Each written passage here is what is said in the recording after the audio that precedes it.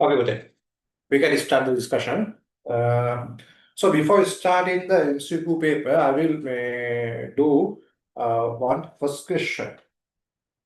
First question in the essay paper.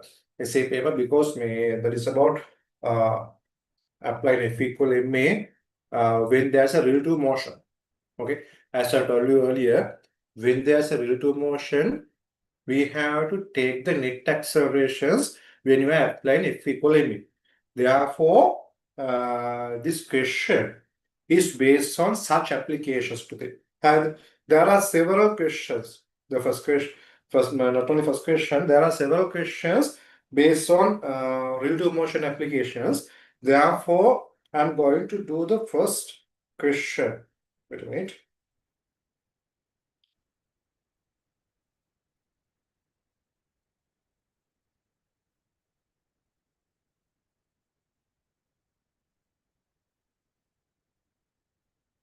Yes, I'm going to do the first question in essay paper, Pute. Then we can discuss the MCQ paper then. Okay. What is the answer for the first question? First question, you are asked to determine the tension force, no? What is the answer for the tension force?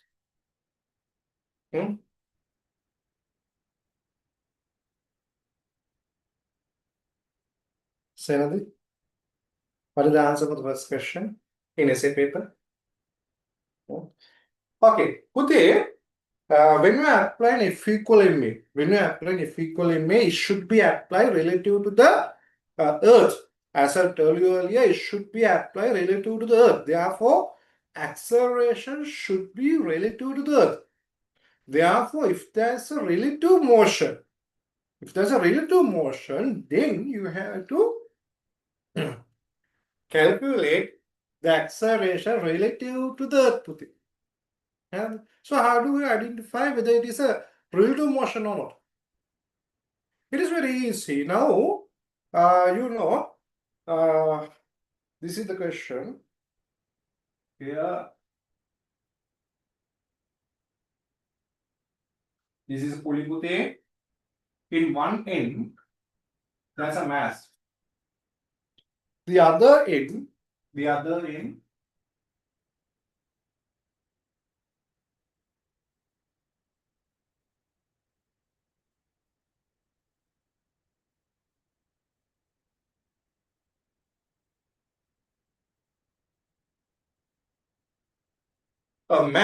a man, he's climbing through this rope at acceleration of g over 6. Therefore, this man has a motion relative to the rope. This man has a motion relative to the rope. So, if the rope is in stationary condition, then this acceleration also related to the earth, because there's no motion. There's no motion in rope related to the earth. Okay? If the rope is in stationary condition, so that is stationary to the earth.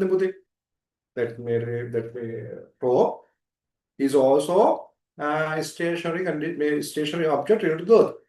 Therefore, if the rope is in stationary condition, this acceleration also equal to the acceleration related to the earth. But if this rope has a motion, this acceleration is relative to the rope. It is not relative to the earth. This acceleration is relative to the rope because this rope also has an acceleration. Okay. Therefore, in this case, this rope has an acceleration. In this case, this rope can have a motion. It can have a motion because this mass is m2. This mass is m over 2. Mass of man is m. Mass of man is m. Definitely, mass of man is higher than the mass of this object. Therefore, this object cannot bear the weight of this man. Therefore, definitely, there might be a motion in this rock. Therefore, this entire system can move into this direction. It can move into this direction. While moving into this direction, this man climbing up through this rock. So that is the motion. Therefore, in this case, there's a relative motion relative to the rock. Is that clear? If it is clear, please raise the hand.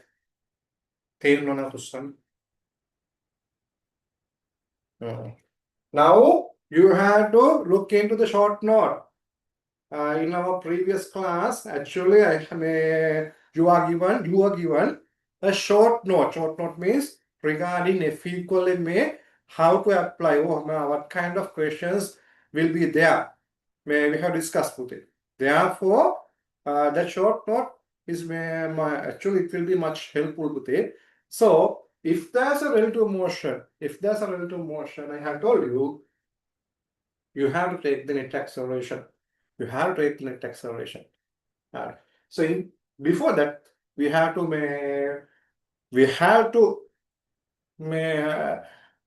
draw the forces. So here there's a tension force on this object, that is T. You have to remember you are marking the tension force on the, which is exerted on the mass. Rock पे tension force से नहीं mark करनी. This tension force is exerted on the pulley. This one also exerted on the pulley. This tension force is exerted on man. Here, mg, mg02. So those are the forces exerted on the man and the rock.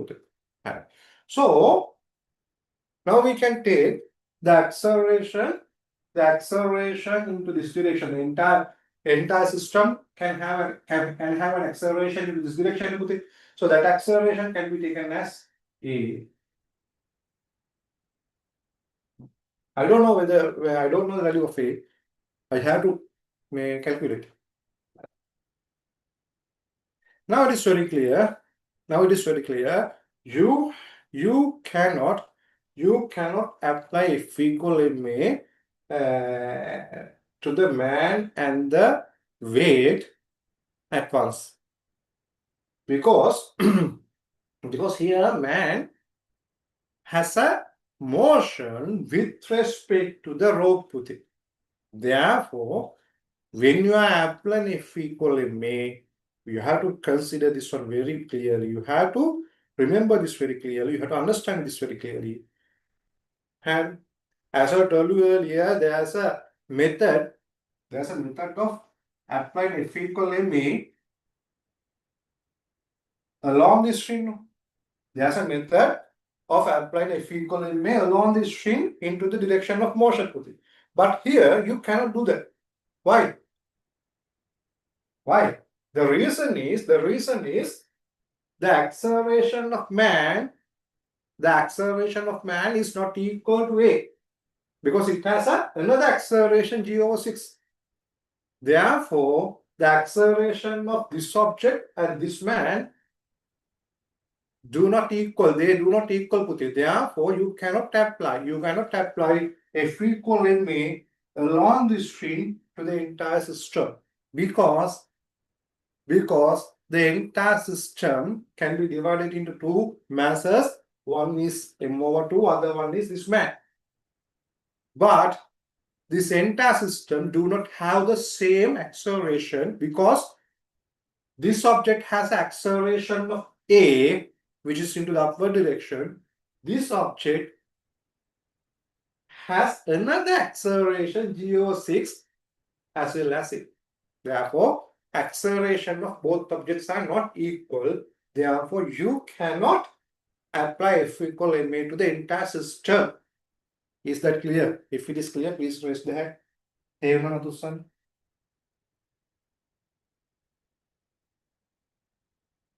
Right.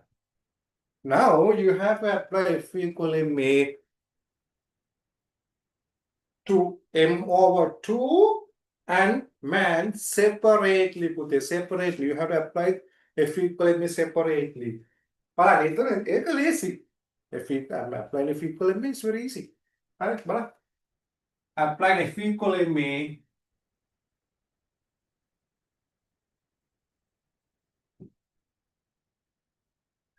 applying f equal ma. There you go.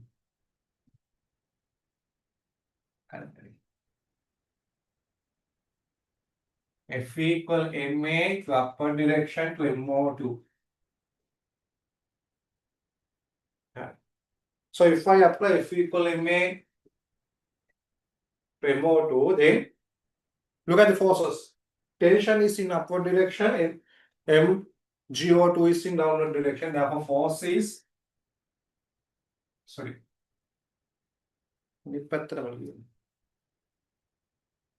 T minus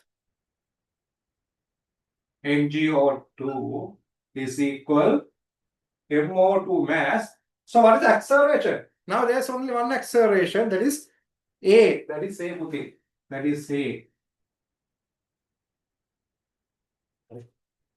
Then now you have to apply. This is the very important thing. F equal ma, I'm applying this one, yes, upper direction, in upper direction, to man. This is very, very important. Now, look at the forces exerted on man. There's a tension force which is in upward direction, mg is in downward direction. Therefore, force in upward direction is T minus mg. Did you get this one? If you get this one, please raise the hand. So this is the force exerted on the man. Now, the mass is in the acceleration. When you are taking the acceleration, you have to take the net acceleration. Net acceleration, because this man has two acceleration. One is g over 6 into the upward direction. Other one is a into the downward direction. Therefore, net acceleration in upward direction is g over 6 minus a, minus a, because it has acceleration in downward direction also. If you got this one, please raise the hand.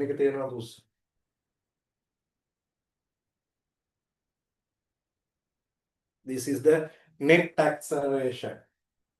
And you can write this one up to here, then I will give a note. This is the review for question number 1 in essay paper. This kind of questions can be in MCQ paper also. And this kind of question can be in MCQ paper.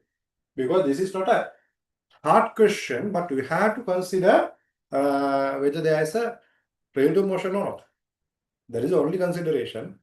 Therefore, this kind of question can be in MCQ paper also.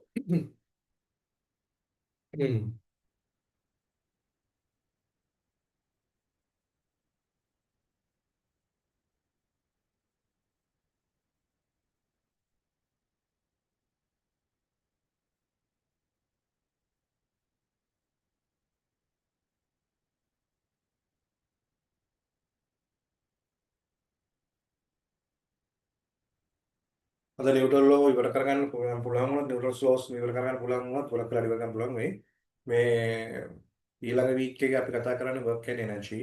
ඒ නිසා work and energy පොඩ්ඩක් බලා ගන්න. ඊළඟට work and energy වල මම අර objective physics පොත දුන්නානේ. මේ objective physics පොතේ questions කරන්න. මට ඉරුෂික ඉවර තිබ්බානේ කට්ටියත් පොඩ්ඩක් කරන්න. objective physics එක මේ නිල් පාට පොත මම එව්වේ. ඒක අනිවාර්යෙන් කරන්න පුතේ මොකද ඒකේ especially electricity අපි පටන් ගත්තා පස්සේ electricity questions ටික ඒ වගේම උඩක් කරන්න මොකද electricity part එකේ එන ගොඩක් තැන් මේ පොතේ තියෙනවා. හරි. මේ mechanics වලත් එහෙම තමයි. ඒවා ගොඩක් වෙලාවට ඒවා තියෙනවා. හරි. ඒ බලන්න electricity questions කරනකොට ඔයාලට මම පෙන්නන්නම් ඒ question එක ගෙඩි පිටින් එහෙමම වෙලා තියෙන අවස්ථාවක්. එලින්ම ආයි මොකක්වත් change නැතු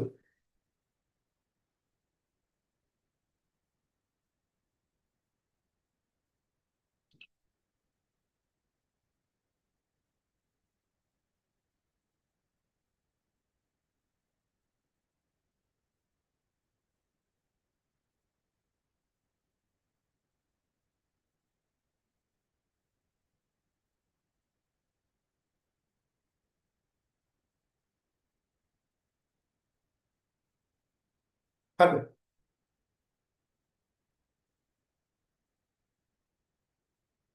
Okay, then write on this.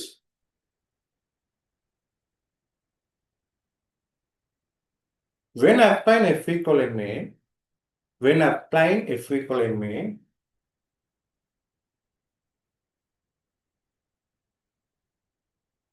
we should consider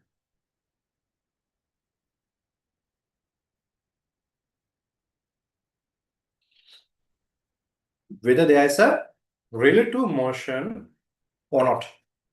Relative motion or not.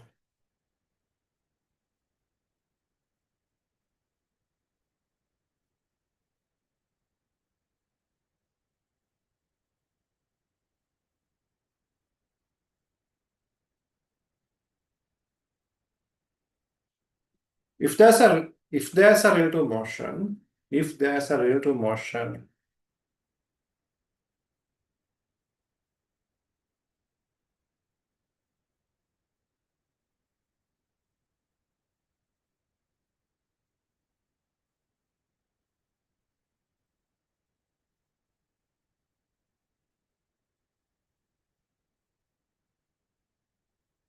we should take the net acceleration.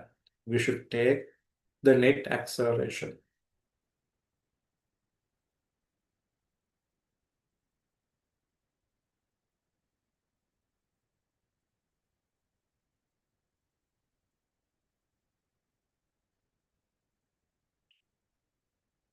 Here,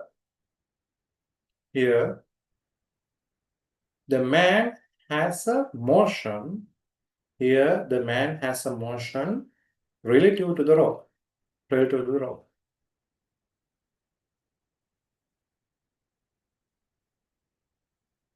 Here, the man has a motion relative to the rope.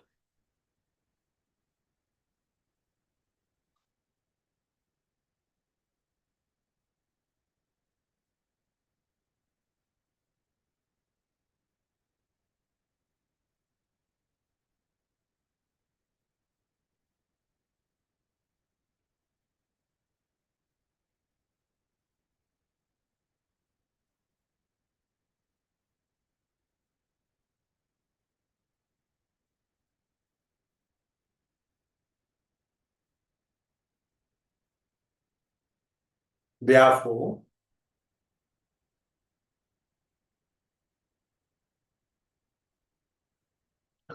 when applying F equal ma to the man,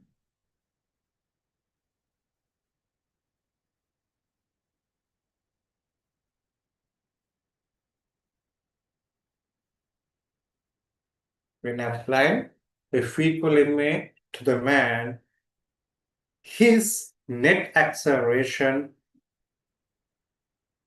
has to be considered. His net acceleration has to be considered.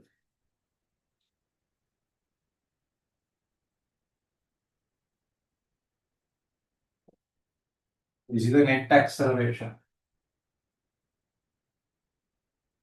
Net acceleration means acceleration relative to the earth. But the net acceleration means acceleration relative to the earth. And now you have two equation with two unknown factors, t and simple a. So by yes, you have to take tension only, no? You have to find the tension only, no? Find the acceleration of both block A and tension of the rock, no?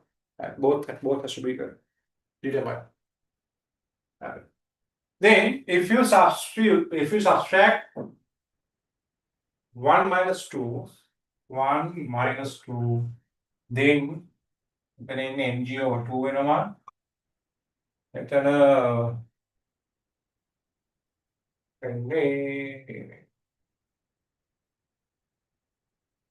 MA plus වෙනවා 3MA over 2 minus MG over 6.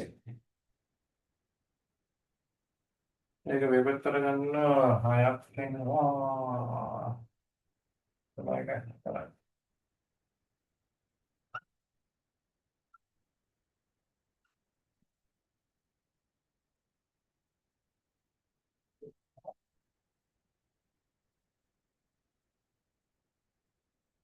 Acceleration is equal 4g over 9 kg. 4g over 9. Acceleration is equal 4g over 9 kg. So if you substitute this acceleration in 1, tension force is equal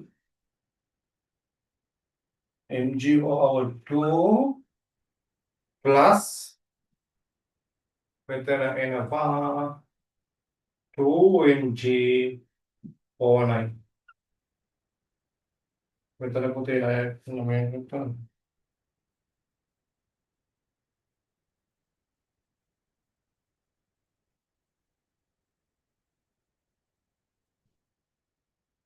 13 mg over 18 kilograms. So this is tension force and the acceleration. Did you get my calculation? බොහොම සරල දෙයක් තියෙන්නේ. You have to consider whether there is a relative motion or not. If there's a relative motion, you have to take the net acceleration. Just it. Then the application and the simplification are same as the previous.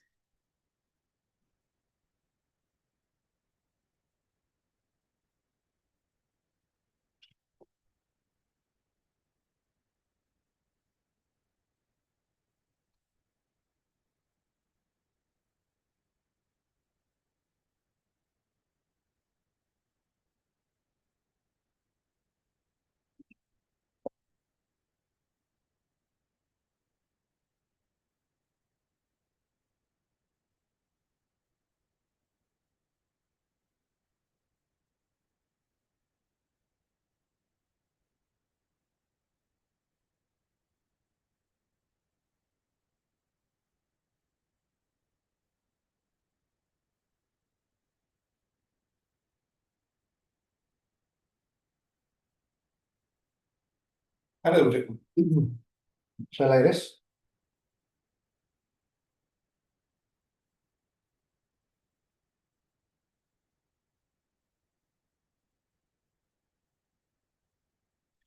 හොඳයි. Now I'm going to do MCQ paper පුතේ. මම ඒක MCQ වලින් කරන්න.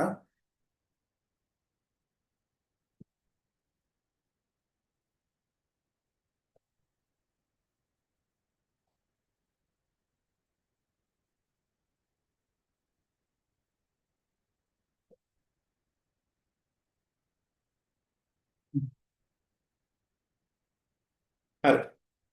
එතකොට මතක තියාගන්න මේ next week එකේ එනකොට ඔයාලා work and energy collisions ඒ ටික බාඩම් කරන් එන්න. ඒ ටික බලාගෙන එන්න. work and energy collisions ඒ ටික බලාගෙන එන්න.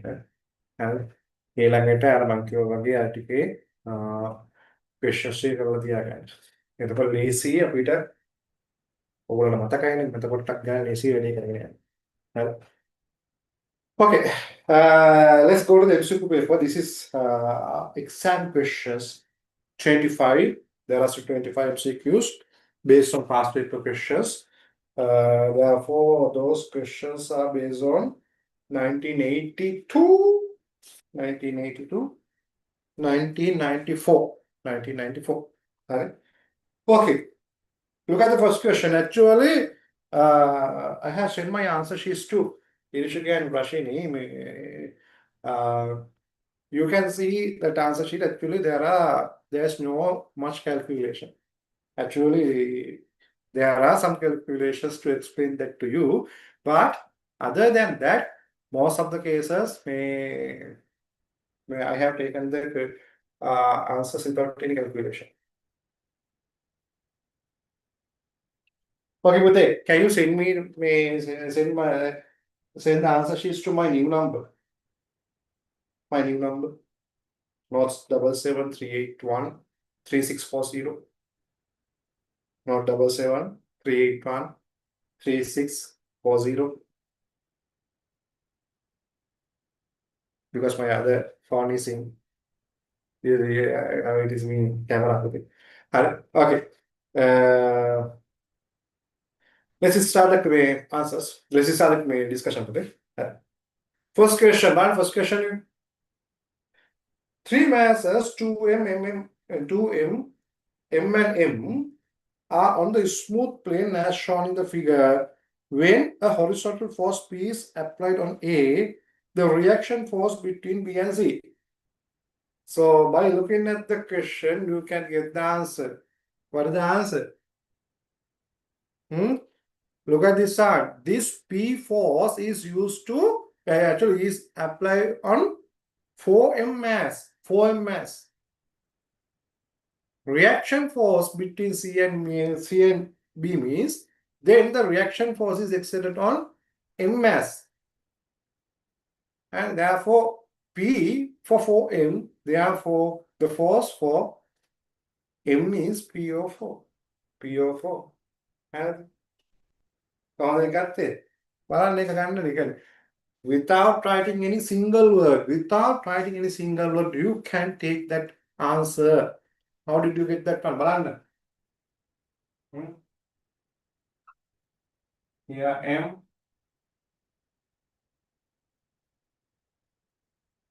No.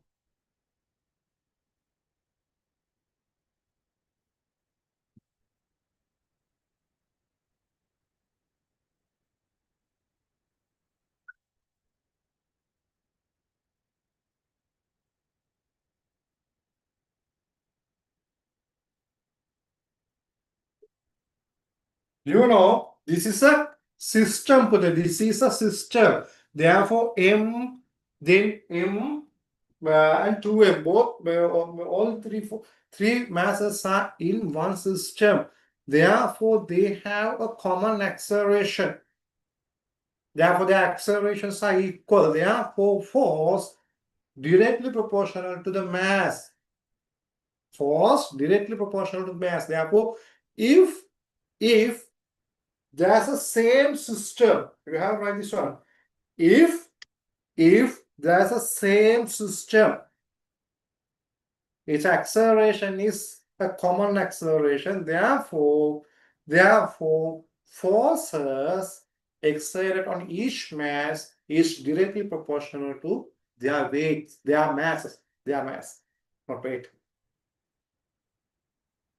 If the system is if there's a same system put in, if there's a same system there, then its acceleration should be a common acceleration. Then the force should be directly proportional to mass. The force on each mass should be directly proportional to their masses. Is it clear?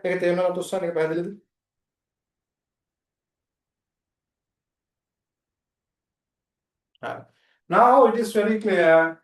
This P force is exerted on the entire system. Entire system is P force for 4m mass. P for 4m mass. P for 4m mass. අච්චරට මෙච්චර කොච්චරද? ඔන්න theory අච්චරට මෙච්චර කොච්චරද? ඔක තමයි theory එන්නේ මොකද? direct proportional පුතේ. So you are asked to determine the reaction force between B and C. So it is very clear. If you consider about this, this one B, this one C. If you consider about C mass, this reaction force is there. If you consider about B mass, there are two reaction forces. And ඔයා මෙයා ගැන විතරක් කිව්වොත් මෙතන forces දෙකක් තියෙනවා පුතේ. මෙයා ගැන විතරක් කිව්වොත් මෙතන forces දෙකක් තියෙනවා. හරිද? ඒ නිසා මෙතන වාගේ reaction force එක අහුවොත් එහෙම forces දෙකක් consider කරන්න ඕනේ. ඒක හොඳට මතක තියාගන්න. දැන් වාගෙන් අහුවොත් එහෙම මෙන්න මේ R2 ගැන අහුවොත් එහෙම R2 ගැන අහුවොත් එහෙම ඔයාලා හොඳට මතක තියාගන්න. එතකොට ලේසියම දේ මොකක්ද? 2m consider කරන එක. මෙයා consider කරන එක නෙමෙයි. මොකද මෙයා consider කරොත් R1 උත් තියෙනවා R2 උත් තියෙනවා. එතකොට ඔයාලට R1 උත් හොයන්න ඕනේ R2 උත් හොයන්න ඕනේ. හරි. ඒ වගේ වෙලාවක ඔයාලා ලේසියම දේ R2 වෙන්නේ. R2 වෙන්නේ. නිසා හොඳට ඒ වගේ පොඩ්ඩක් මීටරින් වැඩ කරන්න. හරි? හරි. Therefore, if you consider about this mass, the external force is R1. If you consider about 4m, 4m in the entire system, P force for 4m, therefore force for m is P of 4. Therefore force for m mass is P of 4. Then R1 should be equal P of 4. මේක ලියන්න ඕනේ නැහැ. R2 ගන්න පුළුවන් ටක් ගාලා R2 බලන්න. R2 මේ 2m mass එක.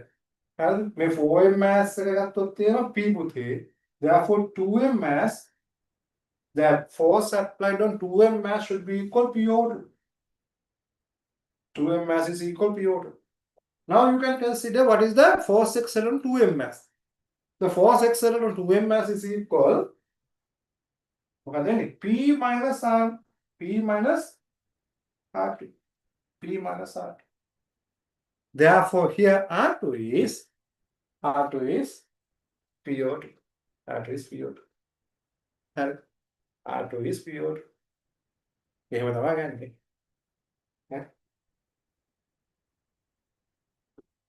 Okay. ඕන්න දාගන්න ස්ක්‍රීන්ෂොට් එකක් දාගන්න. අනේ මේක මතක තියාගන්න ගනිද්දී ෆෝර්ස් ටික එකම ඩිරෙක්ෂන් එකට ගන්න. එකම ඩිරෙක්ෂන් එකකට තියෙන ෆෝර්සස් ගන්න ඕනේ.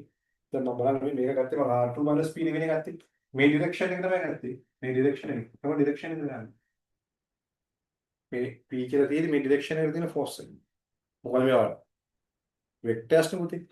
ඒ හරි පැත්ත ගත්තොත් එහෙම තනිකර වල දිනවා.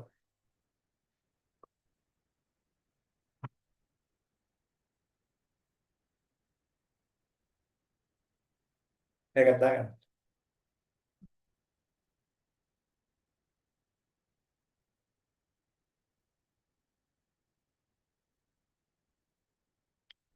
මේ රිවිව් එක දාගන්න පුතේ.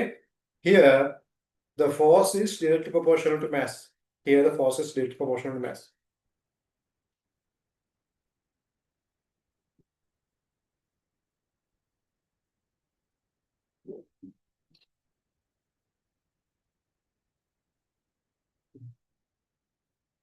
When taking the force, we have to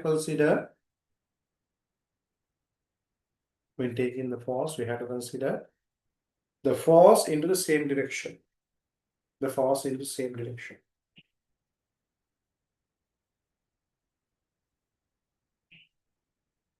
හරි.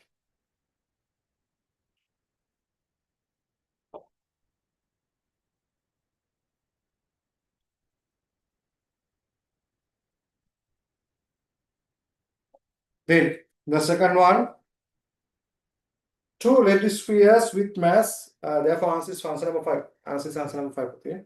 PO4. The second one, two lattice spheres with masses 500G and 100G are attached on two ends of a light stream. When it released from the top of a building, if the effect of viscosity is neglected, when falling, tension of the string is. And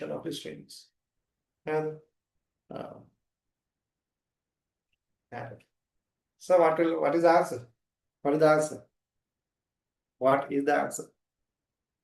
Yes.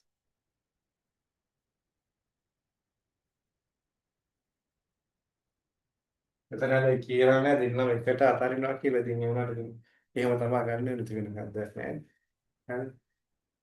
එක්කෙනෙක් අතරින්ලා ටික වෙලා යනවා සේත් නෑ. ඒ දුකින් අර කුංචි තප්පර ගන්න ගහනවා උන්සක් මොකද ඉතින් අර මොකද අර ඉදිකක් තියනනේ පුතේ. රෝප් එක දිගක් තියෙනවානේ. දැන් රෝප් එක දිගක් තියෙනකොට එකක් අතහැරලා අනිත් එක යනකොට මේ ඒ දිග මේන්ටේන් කරන් ගියොත් ප්‍රශ්නයක් වෙනවා. මේ ඒ අරහන් තියෙන දැන් අපිට එහෙම කන්සිඩර් කරන්න බෑ මේ එකෙන් දියන්නේ නැහැ. Okay, that means if there's no air friction, if there's no air friction, then definitely there's no any other force exerted on the mass rather than the gravitational force. Therefore, then both masses will come to the ground at the same time. At the same time, therefore, no tension on the string. There's no tension on the string because both come at the same time. And is that clear?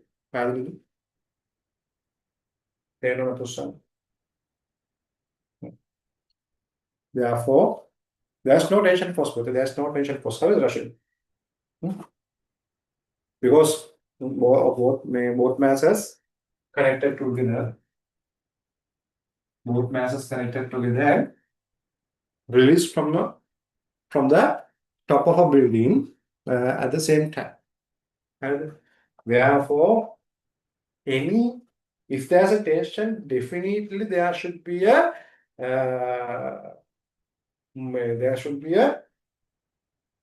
wow. At least some higher displacement in one object rather than the other. And then only the string can stretch. If you want to stretch this string, definitely one object has to move little bit more than the other object. Otherwise, this string will not stretch. But you know, if there's no air resistance, definitely both masses will come to the ground at the same time. Therefore, there is no change in displacement.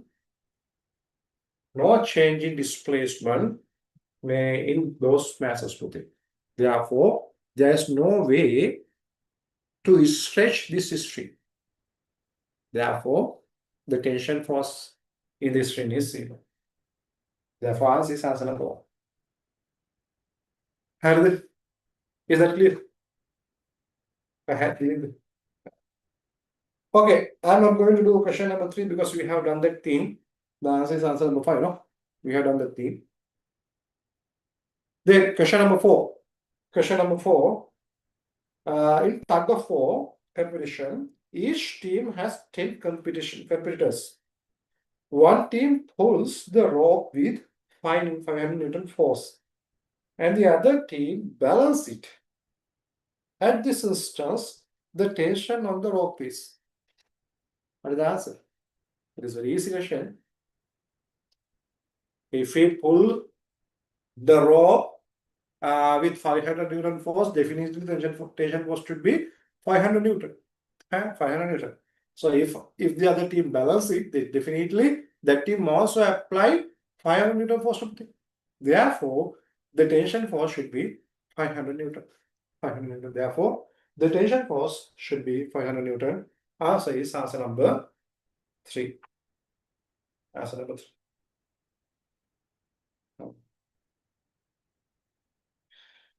Fifth up. A trolley loaded with weight is pulled by a force of 550 Newton on a horizontal table. This trolley moves with a ticker device, dragging a ticker tape. Figure 1 shows a part of the ticker tape. By subjecting the system to different changes, another ticker tape is drawn. Which of the following changes change that represent the figure 2? What is the answer? What is the answer?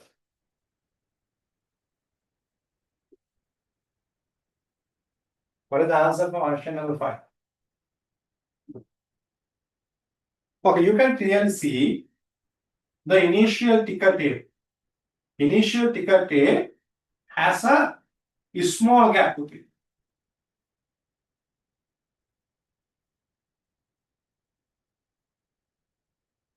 And the final ticker tape, the gap is double. It is very clear, gap is double. Because I think there are 13 or 14 number of points. There is only 7 or 6 number of points according to count. And correct. First, before you giving the answer to this question, you have to understand what is a ticker device. Ticker device එක කියන්නේ මොකක්ද කියලා අපි පොඩ්ඩක් තේරුම් ගමු. පුතේ actually ticker device means when moving a ticker object, there is a device in that object. It has a certain frequency. It has a certain frequency. At that frequency, it will put a point on the tape which is attached to the device. And therefore, it has a certain frequency. That means, suppose frequency is 2. 2 means it will draw 2 points in 1 second. 2 points in 1 second. හරි ඒ වගේ ticker device එකකට තියෙන පුතේ frequency. හරිද? Therefore, suppose this is the device. If you move this device at a constant speed, it is very clear. If we keep, normally we cannot change the frequency of ticker device at a certain motion. If you want to change the frequency, then you have to stop the device, then change the frequency and move the object again. And therefore, when the object is moving, this value means frequency is a constant. That means it will put a point at a constant rate. And then if you pull this object or if you move this object at a constant speed, definitely the gap between 2 points, should be equal. Therefore, ticker device can be used to determine whether there is acceleration or not in the object. And acceleration can be determined also. Therefore, ticker device can be used to determine the acceleration of the object as well as to measure whether there is acceleration or not in an object. Is that clear? Therefore, if we consider about ticker device, if the gap between 2 consecutive points is a constant, then that means the velocity of the object is a constant. If the gap increases with the time, that means you can clearly see at this interval, this object moves this much of distance. At this interval, this object moves this much of distance. At this interval, this object moves this much of distance.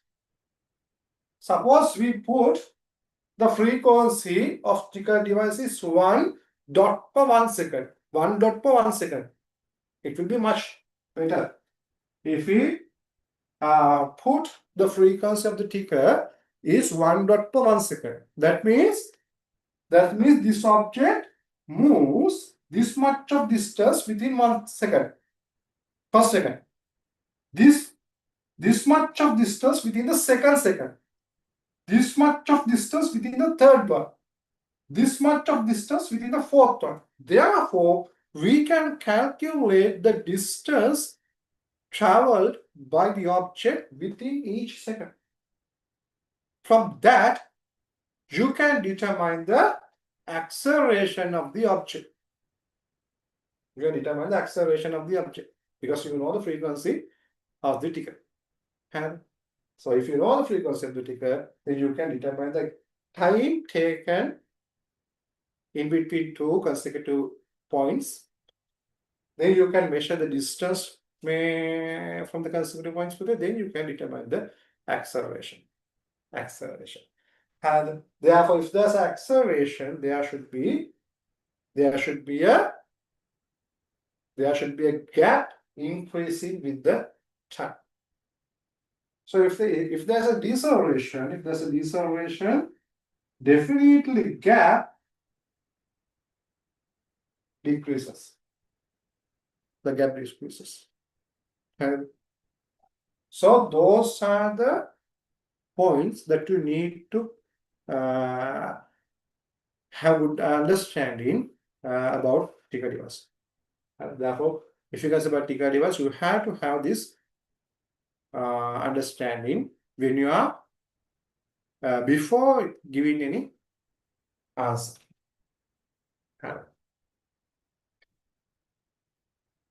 ඒක ඕන්න අපි දාගමු පුතේ. Tika device. දාගන්නකො Tika device කියලා පොඩි එකක්.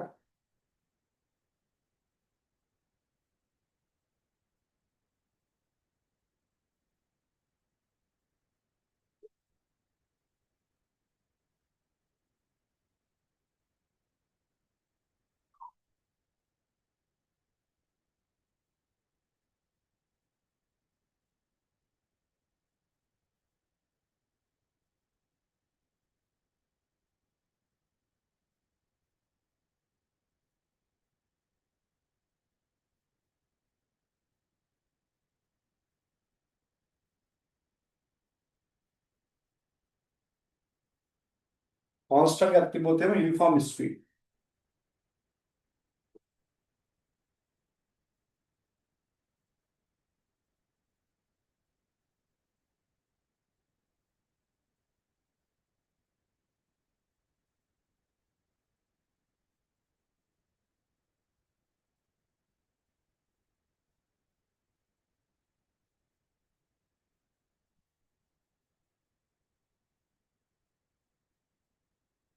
Acceleration.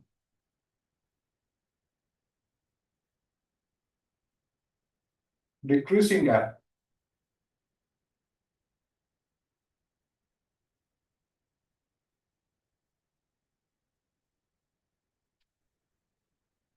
Deceleration.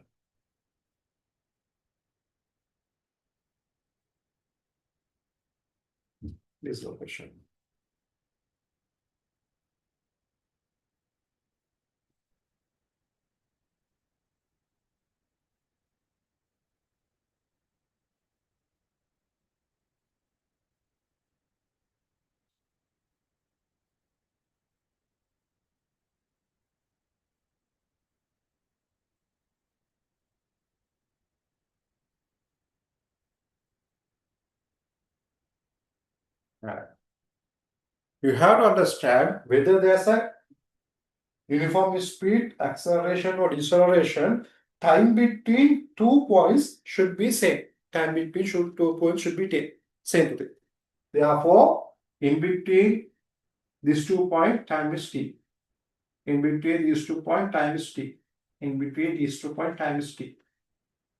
Okay. Now it is very clear. Within the same time, it moves the same distance. Within the same time, it moves the same distance. That means its speed is a constant. Here, the time is same.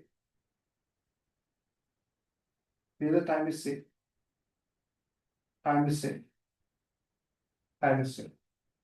Now it is very clear. In the first t second, it moves a little distance. In the second t seconds, it moves a relatively high distance. In the third one, the distance increases. The fourth t second, it moves a relatively high distance. That means this object moves with acceleration. Again, the time gap is equal.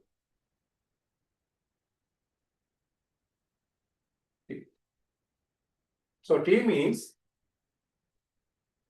we get a rate or frequency of Tika. Tika frequency or Tika rate of Tika.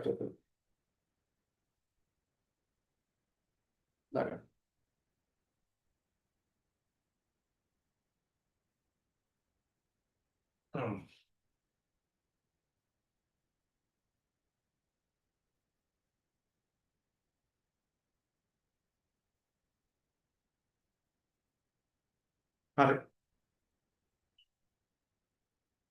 Now you know what is about ticker.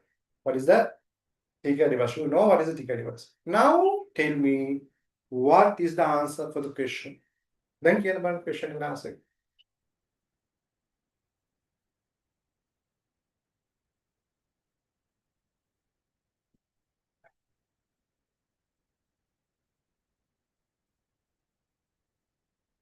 Then balance say try karna para. What is the answer?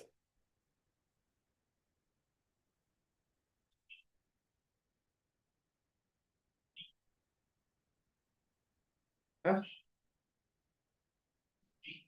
Look at this. Look at these two. The whole hitan name.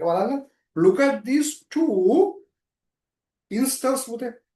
In both instances, you can clearly see the gap. The gap between two consecutive dots are same. Same means if we can say about first instance, the gap is a constant. The second instance, the gap is increased with it, but it is a constant. It is a constant. Therefore, in both cases, this object should move with the constant speed. Sorry, with the constant speed. Is that clear? Is that clear?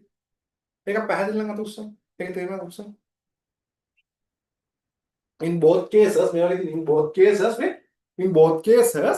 the gap is a constant. Here the gap is a constant throughout the figure. The gap is a constant. The gap is increased but it is a constant. Therefore, definitely there is no acceleration or deceleration. If there's no acceleration or deceleration, definitely there's no any external forces exerted on the object. Therefore, although we have applied 50 Newton force, definitely there should be a friction or any other resistive force which is equal to 50. In here, if we increase the external force, definitely the resistance should also increases. On the other hand, this 50 Newton force may not be changed. It may not be changed. And if it is changed, then the resistive force also change with the external force. And ඒක තමයි වෙන්නේ. මෙතන අනිවාර්ය 50 Newton force එක apply කරලා තියෙනවා. Therefore, there should be a resistive force which is equal to 50. The total force, then the total net force is 0. Because there's no acceleration.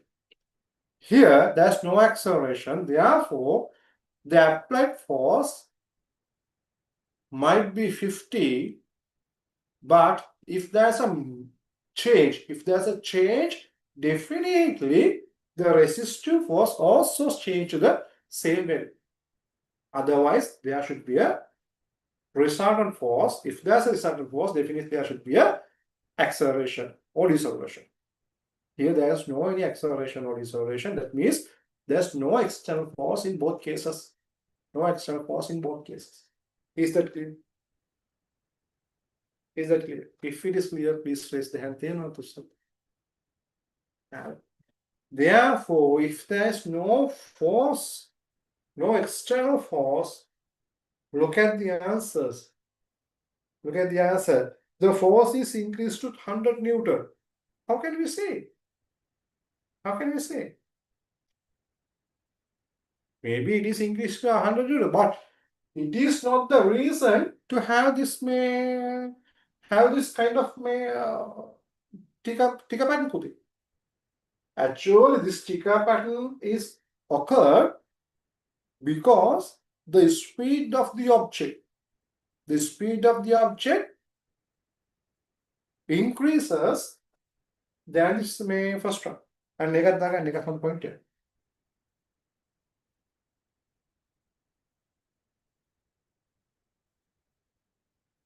You know, time taken between two tickers is a constant. You can consider it as 1 second. එක එහෙම හිතා ගන්න හැම එක second එකකට එක ටික එකයි කියලා හිතා ගන්න. ලේසි එතකොට තේරුම් ගන්න. It is very easy to understand පුතේ. One ticker at 1 second. One tick at 1 second. So it is very clear here the object moves this much of distance 1 second. Because the gap between tickers is very small. මෙතන තමයි first එකේදී ගියේ මෙයා මෙතනදී තමයි second එකේදී third එකේදී මෙතන fourth එකේදී මෙතන එයා එතකොට the object moves very little distance within 1 second. But here it is very clear the gap between two tickers is double. That means the object moves with high speed in this case. And therefore, if we consider about the speed of the object, if we consider about the speed of the object, then it should be higher in second case than this first one. ඒක තේරෙනවද දෝස්තා?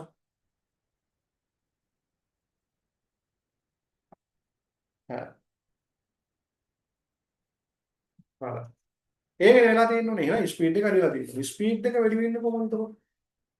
දැන් එහෙනම් speed එක වැඩි කරන්න මොකක් කරේ මේකෙන් වෙන්න ඕන. නේද? ස්පීඩ් එක වැඩි කරන්න මොකක් කරේ දෙයක් මෙතන වෙන්න බෑ පුතේ. Therefore, to increase the speed, there should be something happen in between these two occasions. But it is very clear, although the speed increases, the gap between two consecutive tickers is a constant. That means there's no external force with it. So without applying any external force, how can we increase the speed? Can we? Without applying any external force, how can we increase the external force with it? So if there's an increment in speed with it, definitely there should be acceleration. So without giving any force, how can we increase the speed? කොහොමද අපි speed එක වැඩි කරන්නේ? Without giving any external force. කරන්න පුළුවන්? No, we cannot do. We cannot do. Therefore, if you change the force, although you change the force, it will not affect to the speed of the object because there is no external force in both cases. There is no external force in both cases. Therefore, the external force will not influence to the gap between tickers.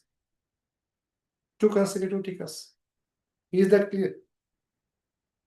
No, reducing mass also may indirectly influence the force you put it. You are going to mean put it.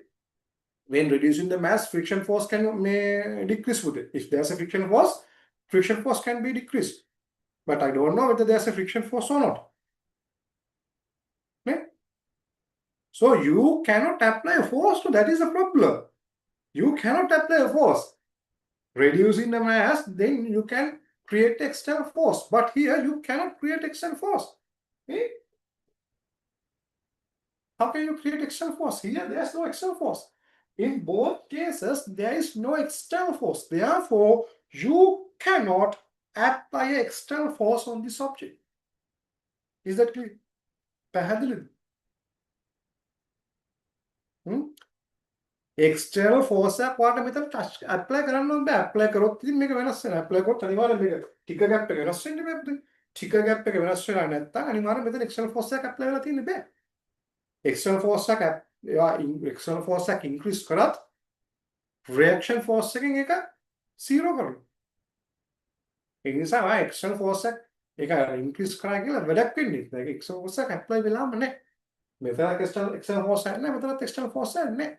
Therefore, there is no external force in both cases. Therefore, any answer related to change the external force cannot be taken.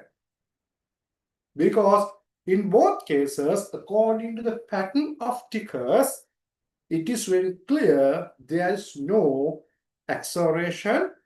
If there is no acceleration, there is no external force. In both cases, the external force is zero.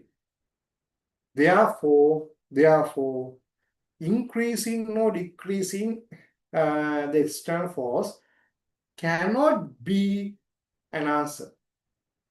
Did you get my point? පැහැදිලිද? තේරුණා නේද උස්සන්?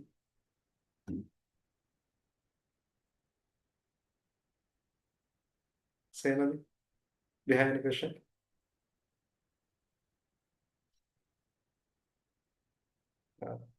එහෙනම් මොකද වෙන්න ඕන? Definitely the rate of the ticker should be decreased පුතේ එච්චර වෙන්න ඕන. හරිද? Okay, I will explain. මේක දාගත්තද? මම මේක වටන්න.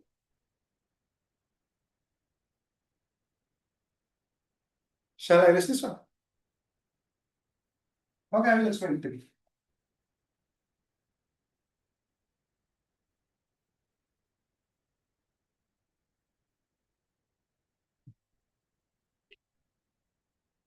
Look at this one. In here, ticker gap is same putte. Therefore, there is no external force. There is no external force. And here, ticker gap is equal. Therefore, there is no external force. Is that clear?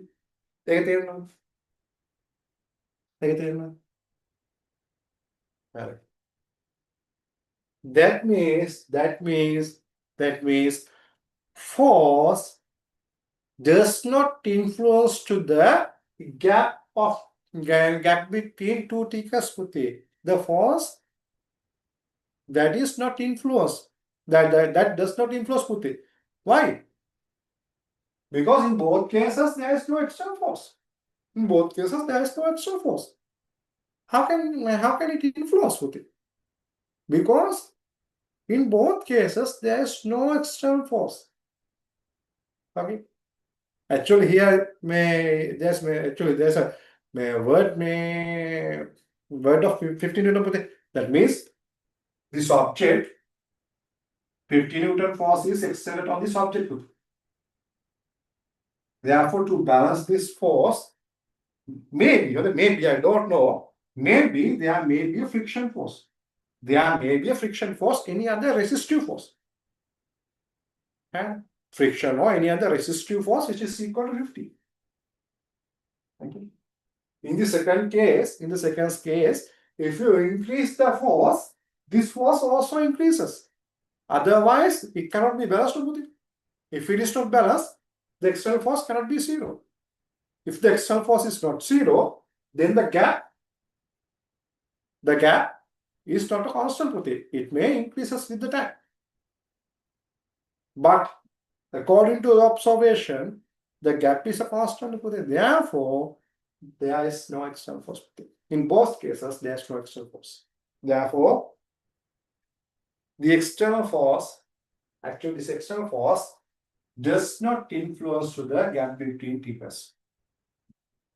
Therefore, we can consider only one answer. That means the ticker rate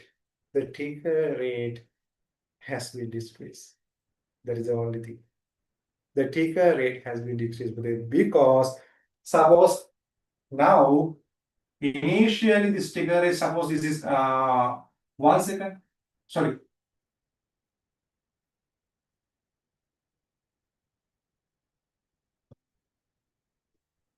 Ticker rate means, suppose ticker rate means number of dots for 1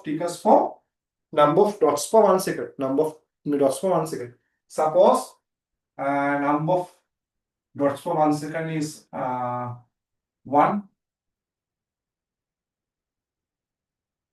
1 dots for 1 second. 1 dots for 1 second. Now again put it as 0. Sorry, 2 dots for 1 second. 2 knots per 1 second. ඒ කියන්නේ මෙයා මෙතන තමයි එතකොට seconds වෙනවා. පළවෙනි dot එක කොහොමද දෙනවද පුතේ? පළවෙනි dot එක කොහොමද දෙනවා? එතකොට විතර පළවෙනි dot එක විතර මේ half second, මෙතන half second 1 second වෙනවා. dots දෙකක් ගියාට පස්සේ තමයි 1 second එන්නේ. හරි. මම මෙතන දානවා මේ gap එක බහින්න. gap එක වෙනස් වෙන්නේ නැහැ. මම මෙතන දානවා 1 knots per 1 second. 1 knots per 1 second. Here 2 knots per 1 second. Here 1 knots per 1 second. Now I have decreased the ticker rate by half. Therefore, the gap is not changed because the force is not changed. Therefore, external force also 0. Therefore, gap is constant. Gap is a constant. Only I have changed the rate of the ticker. The rate of the ticker. Now the rate of the ticker is half. That means he initially 2 knots per 1 second. Now only 1 knots, 1 dot per 1 second. Is that clear? පැහැදිලිද? එහෙනම් එහෙනම් මෙතන rate කියලා කියන්නේ එතකොට number of dots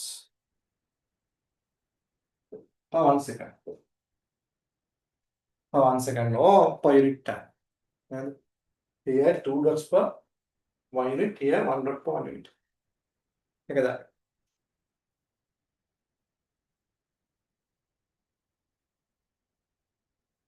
දැන් මේ ටිකර්ස් වලින් අපිට එන්න පුළුවන් questions ගොඩක් තියෙනවා පොතේ. තව එකක් තමයි අපිට හිතන්නකෝ නම් incline plane එක දෙන්න පුළුවන්. incline plane එක දෙනකොට අනිවාර්යෙන් පල්ලෙහාට යද්දී ටිකර් gap එක වැඩි වෙනවා. හරිද? ඒ කියන්නේ වෙන මොකුත් නැත්තම්. friction force එක නම් නැත්තම්. acceleration එක නෑ යන්නේ. ඊට පස්සේ හැම වෙලෙම හොඳට මතක තියාගන්න acceleration එකක් තිබ්බොත් ටිකර් gap එක වැඩි වෙනවා. deceleration එකක් තිබ්බොත් ටිකර් gap එක අඩු වෙනවා. constant speed නම් ටිකර් gap එක constant. and ටිකර් rate කියලා කියන්නේ number of dots per 1 second. Ticker rate is equal number of dots per 1 second. Number of dots per 1 second. If the gap increases, that means the velocity of the object increases. If the gap decreases, that means if the gap is small, that means the velocity is small. Okay. Or rate only. Or rate only. හරිද? එහෙම නැත්නම් rate එක. මෙතන rate එක වැඩි, මෙතන rate එක අඩු.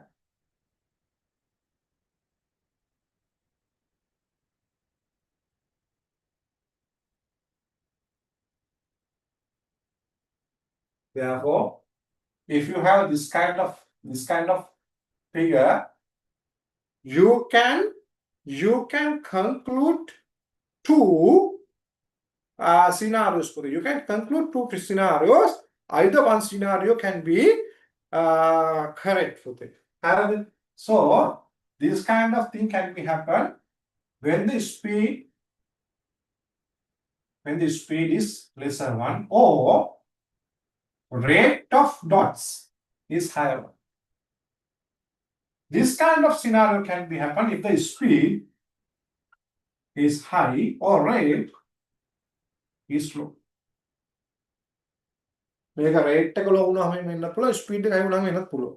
මෙතන ස්පීඩ් එක ලෝ වුණාම වෙන්නත් පුළුවන් රේට් එක හයි වුණාම වෙන්නත් පුළුවන්. ඔය දෙකෙන් මොකක්ද කියලා ඩිස්ට්‍රිබියුට් කරගන්නවා. ඒක තමයි.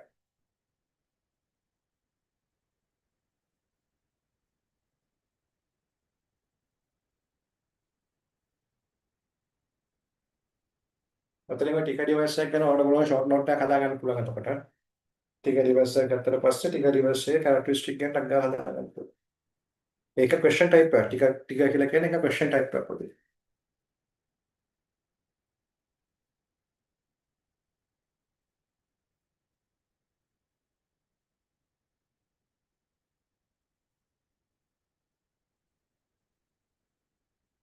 Then shall I move to the question number 6 with it?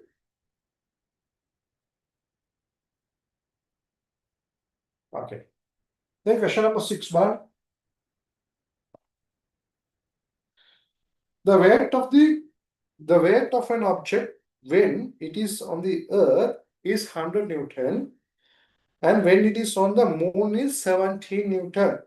Acceleration of the object which is fallen free on the moon is. Clear that?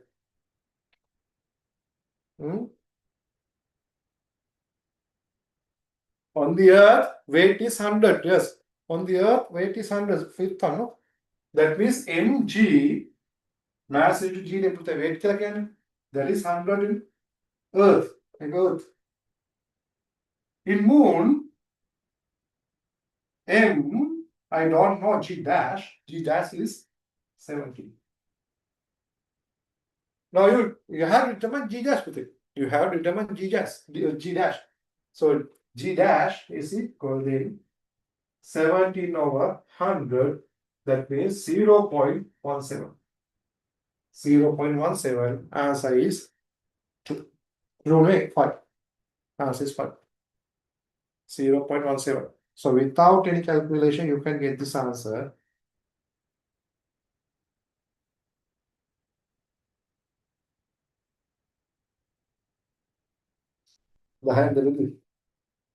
Seventh one. Two objects A and B with masses 2 kg and 8 kg respectively are at rest on the frictionless plane. A force 2 Newton is applied on both objects separately within 1 second. At the end of the second, if the speed gained by A is V, corresponding speed gained by B. Get it?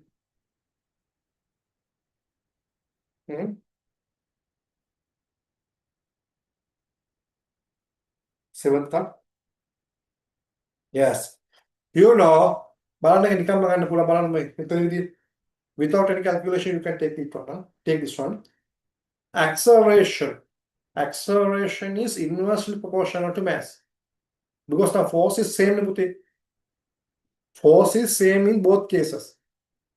If the force is same, then according to F equal ma, acceleration is inversely proportional to mass. That means when the mass increases, acceleration decreases. Okay. Then the velocity directly proportional to acceleration. Velocity directly proportional to acceleration. Acceleration inversely proportional to mass. That means the velocity inversely proportional to mass. Velocity, initial velocity is 0, initial velocity is 0. Therefore, at the time also equal. Therefore, velocity should be proportional to acceleration. And as the force is same in both cases, acceleration is inversely proportional to mass. Therefore, velocity is inversely proportional to mass. That means when the velocity is high, the acceleration is low. Sorry, when the velocity is high, mass is low. When the velocity is low, the mass is high. So the final velocity for 2 kg object is V, put it. The final velocity of 2 kg object is V. Therefore, if the mass is 8 kg, mass is increased by 4 times, therefore velocity should be decreased by 4 times. Therefore, velocity should be V over 4. V over 4. So without calculating anything, you can get the answer. Is that clear? If you got my explanation, please raise the hand.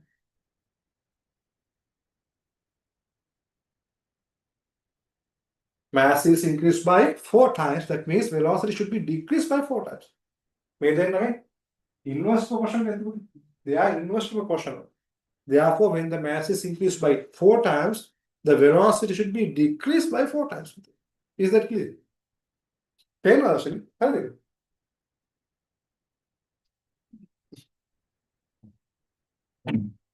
Therefore, answer should be answer number 5. Then, Question number 8. Question number 8. Actually, the theory is same as theory number 1 pute. And this is a system. This is a system. Therefore, the force is directly proportional to the mass. The mass. The force is directly proportional to the mass because acceleration is a constant. Acceleration is a constant.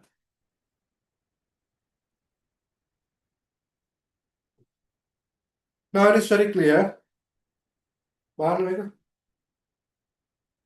In the given figure, the frictional force acting on the blocks are negligible. If the applied force is safe, what is the tension on the string that is used to connect? So tension means that is the force exerted on M1. That is force exerted on M1 is equal tension force. Therefore, capital F force is for M plus M2 for both objects. Therefore, F is for N1 plus M2. Therefore, tension force is equal F over M1 plus M2 into M1. Is that clear? Therefore, answer is answer number 4. Answer number 4. Without any single calculation, you can take the answer. තේරුණාද ඒක? තේරුණාද උස්සන්න? මම ලියන්න යන්න ලියන්නකොත් ඔයගොල්ලෝ දිනනවා. ලියන්න නැතුව පුළුවන් තරම් ට්‍රේන් වෙන්න ඕනේ. ලියන්න නැතුව ට්‍රේන් වෙන්න ඕනේ. පටපට කාලේ ගන්න. දැන් ඕගොල්ලෝ කොහොමද දැන් අද ස්පීඩ් එකක් තියෙන අවුලක් නැහැ ස්පීඩ් එක. හරි. අපි ඊට වඩා ස්පීඩ් කරන්න පුළුවන්. මොකද අපිට තව ටයිම් එක ඉතුරු කරගන්න ඕන ප්‍රෙෂර්ස් තියෙනවා. තව අපි ආවේ නැහැ ඉලෙක්ට්‍රිසිටි පාඩමට. අපි තව ආවේ නැහැ මැග්නටික් ෆීල්ඩ්ස් වලට. හරිද? මැග්නටික් ෆීල්ඩ්ස් වගේ ප්‍රෙෂර්ස් එද්දී සමහර තැන් තියෙන අපිට චුට්ටක් නැවතිලා හිතන්න ඕනේ. අපි දැන් කතා කරා මොකද්ද මේක මොනවද මේ ඔය හයිඩ්‍රොමෙට්‍රි වගේ පාර්ට් එකක් ගත්තොත් එහෙම ඊට පස්සේ හීට් ෆෝ සමහර ප්‍රෙෂර්ස් ගත්තොත් එහෙම පොඩ්ඩක් හිතන්න ඕනේ දෙයක් කියලා. පොඩ්ඩක් නිවි හැනිහිල්ලේ දීලා තියෙන වර්ඩ් එකෙන් වර්ඩ් එක මීනින් එක මොකක්ද කියලා හිතන්න උතන් තියෙන්නේ. මොකද මේ වර්ඩ් එක ඇතුලේ දීලා තියෙන වර්ඩ් එක ඇතුලේ සමහර වෙලාවට ක්වෙස්චන් එකම තියෙන්න පුළුවන්. Therefore, if you consider about questions in heat, magnetic fields, sometimes electric fields, so you have to consider every word to it, because sometimes there may be information in those words. So you have to allocate some time for that kind of questions. So you have to actually you have to put very, very small time for doing mechanics and waves questions. අපි දැන් mechanics ඉන්නකොට පස්සේ waves පටන් ගන්නවා ඉස්සර programme කරන්න. ඒවා questions කරන්න යනකොට පුළුවන් තරම් අර time එකක් දාන්න. මොකද ඒවා අනිවාර්යෙන් එන questions තියෙනවා. දැන් waves වලට අපි අනිවාර්යෙන් එන questions දෙකක් ඉස්සර කතා කරනවා. ඒවා අනිවාර්යෙන් එනවා. අපිට question එක අනිවාර්යෙන් එනවා. හරි. එතකොට ඒ වගේ questions කරලා තිබ්බට පස්සේ අනිවාර්යෙන් question එකට face කරන්න පුළුවන්. ටග්ගල් face කරන්න. If you consider about Doppler effect, if you consider about intensity, definitely there will be a question. Therefore, we have to train for those questions. තරින් ආවට පස්සේ තා පොඩි දෙයක් තමයි තියෙන්නේ මේ ඉතුරු වෙන්නේ. නිසා අනිවාර්යෙන් ඒ වගේ questions එනවා. ඒ වගේ questions එනවා කියලා කියන්නේ පුතේ අනිවාර්යෙන් ඔයාලට ඒවට බොහොම අඩු time එකක් තමයි දාන්න ඕන. සමහරවල් Doppler effect එකේ තියෙන question එක සමහරවල් තියෙන question එකක් කරනකොට මොකද ඒවා හලු දෙයක් නෙවෙයි. හරි. Therefore, you have to allocate, you have to save your time for harder questions. Therefore, no need to waste your time to do this kind of questions. So, try to do within your mind. try to do within your mind. Question number 9. Question number 9. Through a pipe with a cross-sectional area of A, uniform water jet is a water jet with the horizontal speed of 3V is released, and with the same 3V speed, it collides on a vertical wall. If all water bounce back perpendicular to the wall with a speed of V, and the density of the water is rho, the force acting on the wall is if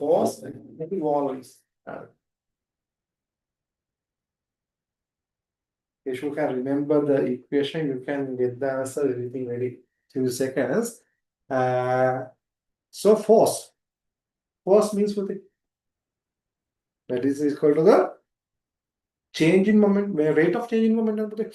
Rate of change in momentum. The force is equal to rate of change in momentum. බලන්න. මම මේක කතා කරනවා වගේ මතකයක් තියෙනවා. මම ආයෙ පාරක් මේක this is a short note හරි. හරිද?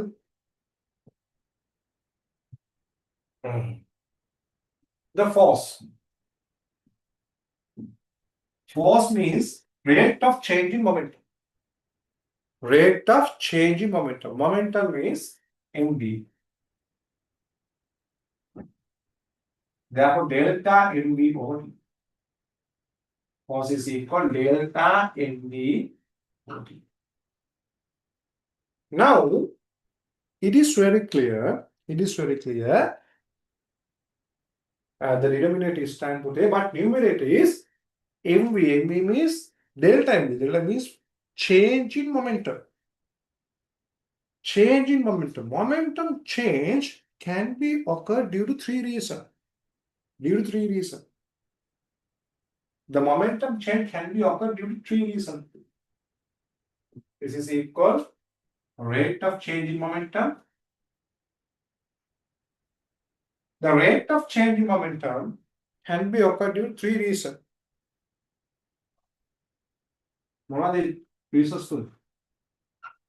Momentum can be changed due to the change in velocity without changing the mass. Change in velocity without changing mass. The second scenario is changing mass without changing velocity. Third scenario is changing both mass and velocity. Changing both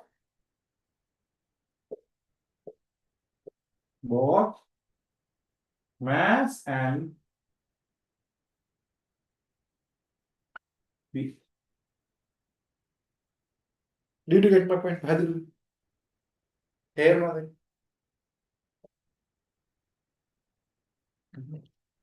therefore, when you are finding a force in a question like that, you have to consider what type of question this is. And so in some cases, there may be change in mass. There may be change in velocity. There may be change in both mass and velocity. Now tell me, if you consider about this question,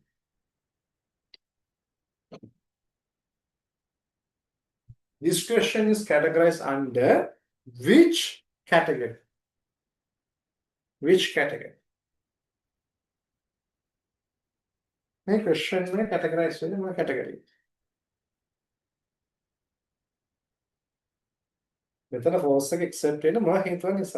Yes, definitely there is a force put due to changing momentum.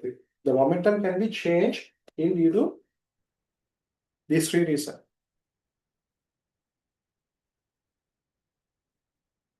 Rashini? If you consider about this question can be categorized under which category? First, 203. Change in V.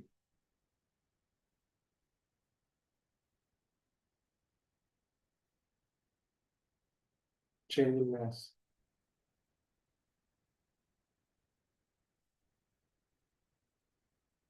7.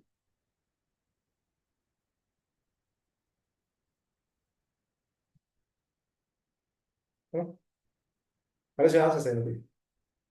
First one. No. This can be categorized under third one. Third one. Both mass and velocity are changed. Okay, this is a water jet. Because as this is a water jet, definitely the mass of water continuously change. No, with time. It is not a constant mass. Constant mass, definitely the amount of water increases with time. නේද? එකම mass එක නෙවෙයි මේ water කොච්චරක් වෙනවද? ඈ? ඒක මොනවත් අදින නෙවෙයිලා පුතේ water. එහෙනම් definitely the mass of water continuously increasing with time. And therefore, definitely there is a change in mass with time. Change in mass with time. Therefore, there should be a rate of change in mass. There should be a rate of change in mass. Is that clear? Huh? There should be a rate of change in mass because this is a water jet. As this is a water jet, definitely water mass change. මේක පුතේ නිකන් ගලකින් ගහනවා වගේ නෙවෙයි. This is not like මේ drawing a stone. If you draw a stone, definitely one time that stone hit on the target පුතේ, then that is the mass of the stone is a constant. But this is water පුතේ. Continuously the volume of water increases with time. No? Volume of water increases with time.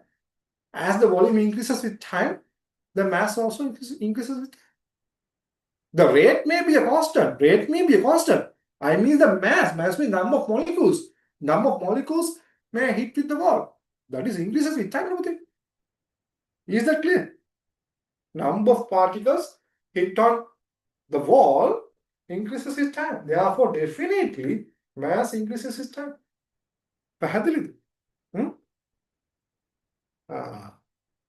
Therefore, the rate may be constant. Rate may be constant. Therefore, there should be a rate of change in mass. The rate of change in mass.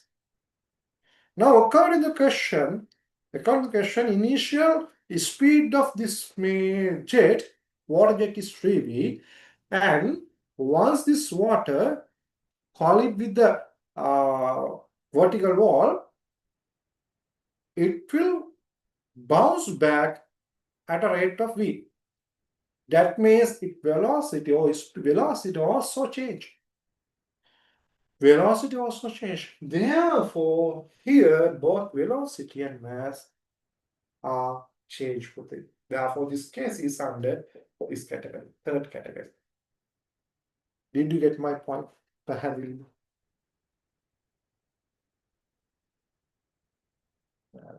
Now we can determine the rate of change in momentum. Rate of change in momentum. But now you know we can consider the rate of change in mass, or we can consider the rate of change in mass first. Here, you know, initially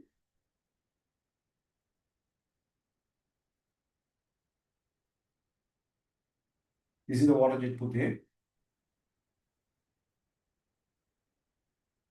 The speed of the water is 3v. The speed of water is 3v. That means this water travels 3v distance within 1 second. It travels 3v distance within 1 second. Therefore, the volume of water travels within 1 second is, if it is A, the volume of water travel within 1 second is E. 1 second is 3 VA. And this is the volume. Then the mass means volume into density. Therefore, mass, the mass of water travels within 1 second is equal 3 VA rho. That means normally we know this equation AV rho. AV rho. This is the equation. This is the equation that represents the mass travels within 1 second. AV rho. AV rho means that is the equation that represents mass travels within 1 second in a water jet. ඔයගොල්ලන්ට මතක නම් එකක් පාර දාන්න පුළුවන් නැත්නම් ඉතින් මේක බලන්න ඕන. මේක මතක තියාගන්න. This is the mass rate, the rate of mass. For mass travel within 1 second through a water jet. AV rho. A means cross-sectional area, V means velocity or speed, rho means density. Here, V means 3V. Because the speed is 3V. Therefore, mass per 1 second is 3V. Therefore, within 1 second, this much of mass is released. And this mass hit with the wall and bounce back with the V speed. Therefore, change in momentum is equal m into 3v. Okay? M into 3v. It means mass within 1 second. Mass within 1 second.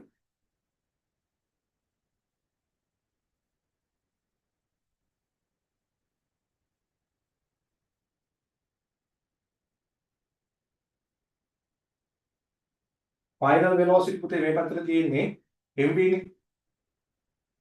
minus initial velocity is 3 mv, that is into this direction.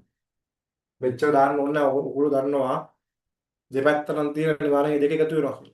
Therefore, definitely the change in momentum should be 4 mv. You don't need to write this one. Do not need to write this one. You know, if the momentum is in two opposite directions, when you take in the subtraction, then definitely the magnitude will be added. Therefore, change in momentum should be 4 mv into this side. This is on water. This is on water. Therefore, the same force will be applied on the wall too. So this is for 1 second. 1 second. You know, mass per 1 second is 3 mv rho. Now you can apply this one into here. Therefore, 3 mv 3 mv rho into. Therefore, answer is 12 a v square rho. 12 a square rho. May I tell you to some? If you got this one, please raise the hand.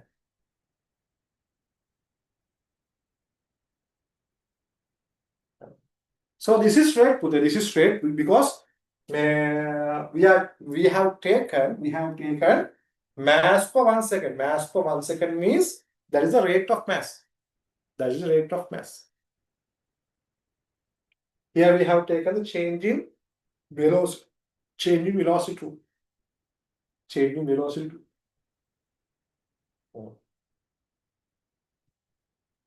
Therefore, answer is answer number 5.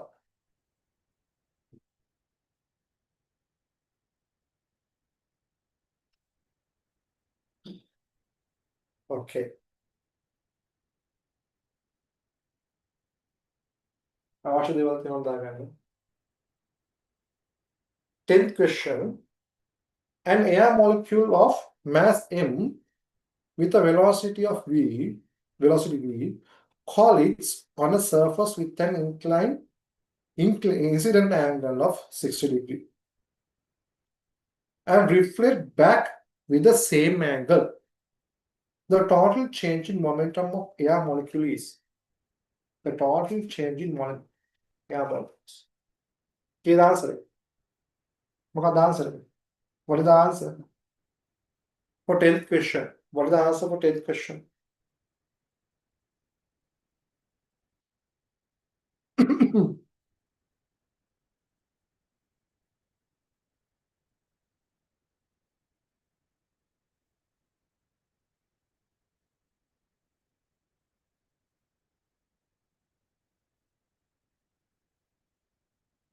Watching, what is the answer?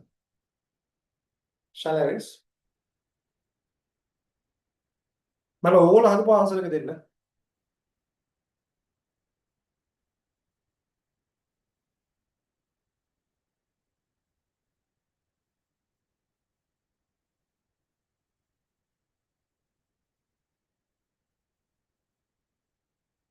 Okay. We can do that.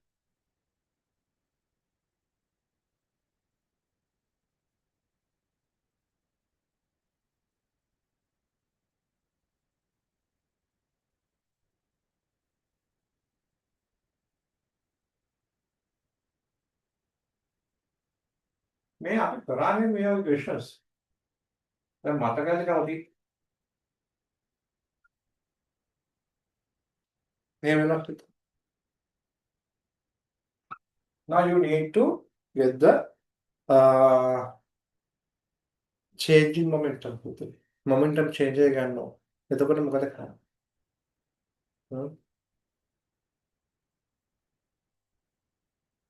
If you want to get the change in momentum, what should you do? මොකද කරන්න ඕන? පුතේ, here the direction is not into the same, not in the parallel directions, Puti. If they are parallel, that means initial momentum and the final momentum are parallel, it is very easy to calculate. Now, it is not easy to calculate because they are not parallel. In this case, you can do or you can solve this kind of questions in two ways. මේක අපි කරා අර මේකෙත් තුන් කරා නේද මොකක්ද අර මොනවද මේ ෂෝට් නෝට් එකත් මම මේක දුන්නා නේද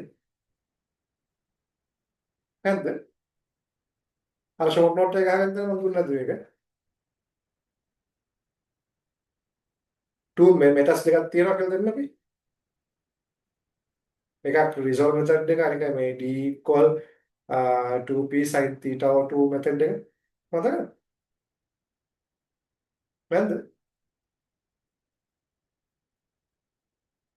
ෂෝට් නෝට් එක දුන්නා නේද මේකේ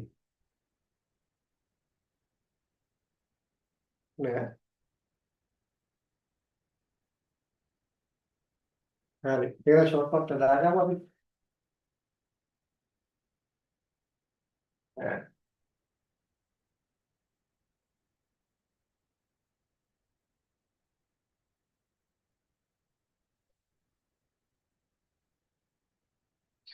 Okay, change in momentum means put the impulse. Impulse means change in momentum within a short time period. Have impulse. So those kind of questions are based on impulse. Impulse means change in momentum. Have change. අපි දාගෙන එක පොඩ්ඩක් දාන්න.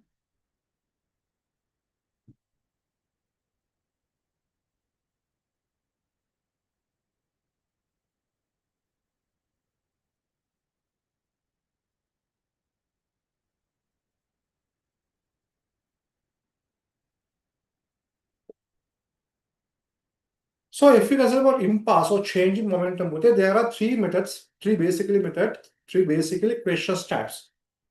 First one is according to definition. According to definition, I is equal delta MB. Delta MB means change in momentum. That means MB final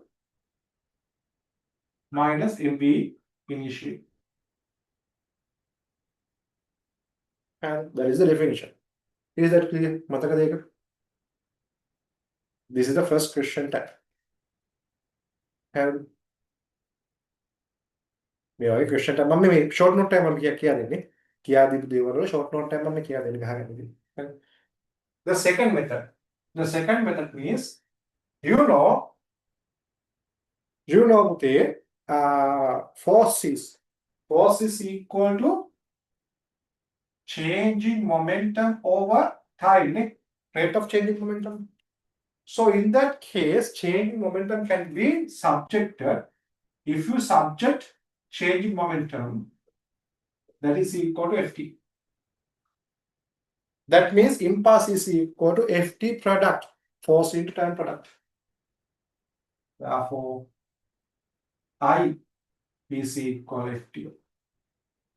This is the second method through the equation. First method using definition.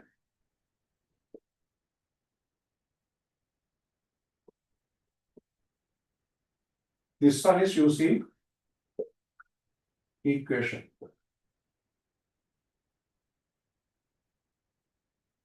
මේවා වෙන වෙනම කරා අනුගමන මම මේ වෙන වෙනම කරපු ටික මම ආයෙ සම්මරයිස් කරලා එක තැනකට ගන්නේ. Third method is using the FT curve. Using the FT curve.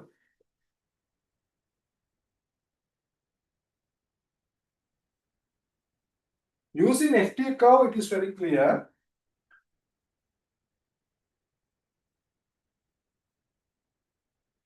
Force in time curve. Here the force, here the time. So if you take the area between the curve and the time axis, area between the curve and the time axis, okay, not the force axis, time axis is equal to change in momentum. Therefore, method I or impulse can change in momentum.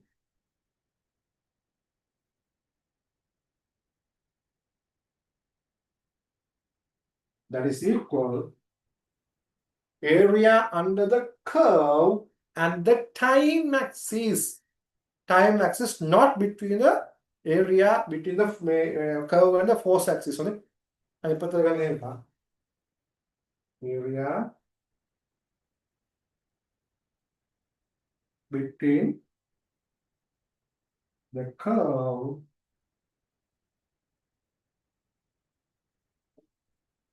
and the time axis. Now, can you remember those three methods? Can you remember this method? මතකද දැන් මේ methods තුන?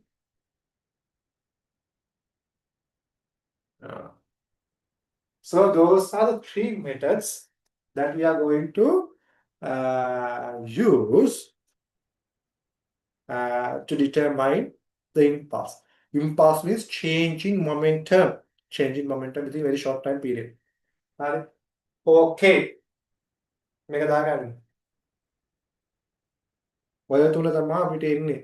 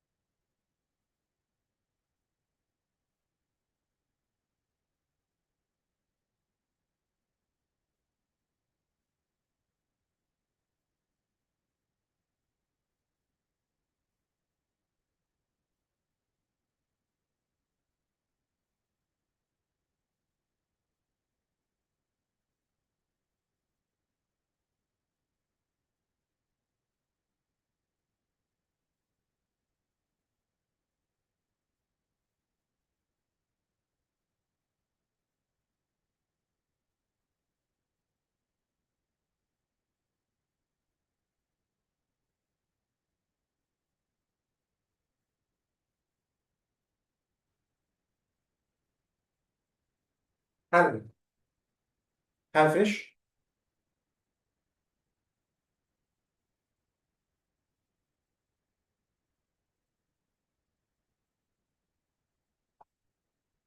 Have you finished? Shall I rest?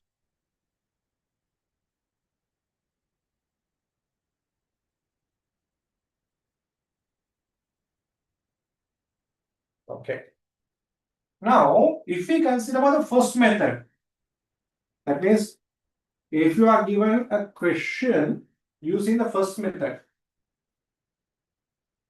that means if you want to determine the change in momentum using the first method, that means momentum of the final momentum minus initial momentum, that can be given in two ways. Two ways. That means I equal delta mv, that means mv final minus mv initial. This method can be given in two ways. One is if mv final and mv initial are parallel to each other. Parallel to each other. Parallel condition. That means final momentum and the initial momentum are parallel. And ඊළඟට මම කියන momentum එක ගන්න. තනිකර momentum එක. දෙවෙනි if mv final and mv initial are inclined. Those are two main methods. Those are two main methods. Have inclined condition එකයි parallel condition එක. And මම ඒක වෙනම කතා කරනවා. ඊළඟට මම short note එකක් ගන්නෙ. ඊළඟට මේ දෙකම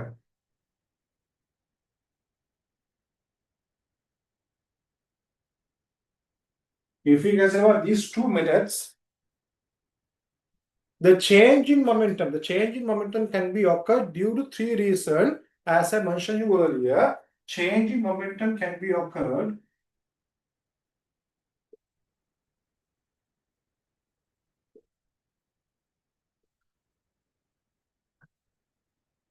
due to, first one is change in velocity only.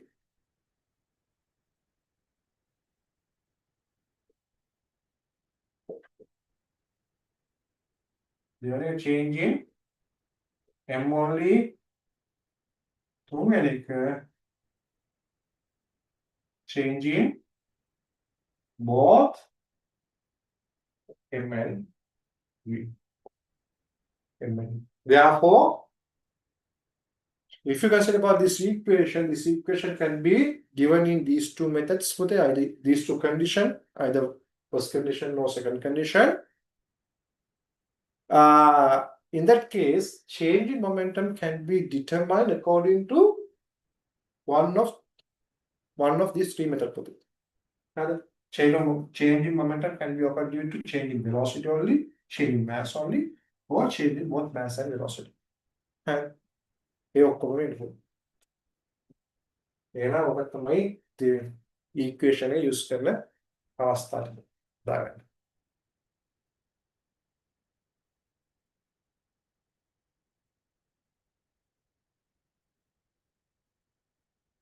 මේ short note එක පුතේ ඔයගොල්ලෝ වෙනම දාගන්න වෙනම දාගෙන වෙනම තියාගන්න මොකද exam එකට මේක ඕනේ වෙනවා. exam එකට යනකම් බලාගත්ත හිට ටක් කරලා මොනවද මේක කොහොමද කරන්නේ මේ වගේ question එකක් ආවොත් කොහොමද කරන්නේ මේ වගේ question එකක් ආවොත් කොහොමද කරන්නේ කියලා අපි දන්නවනේ පුතේ. ඔය question ටික තමයි මොනවත් කාර්යක්‍රමයන් එන්නේ.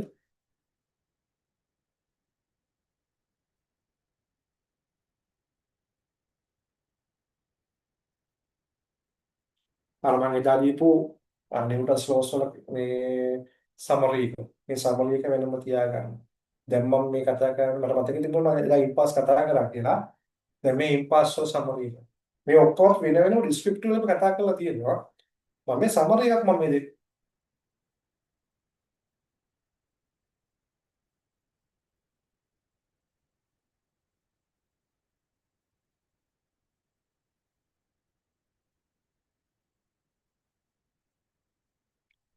ශරීර.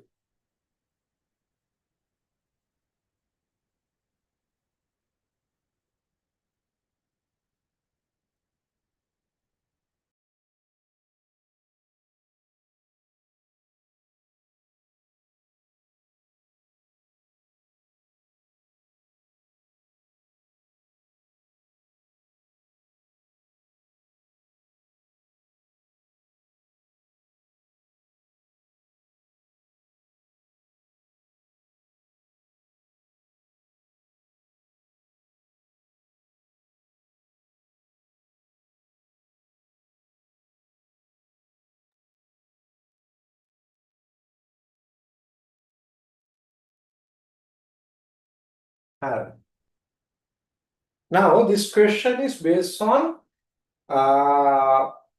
this condition, that means inclined condition with the first one. This condition with the first one. Because velocity is the only factor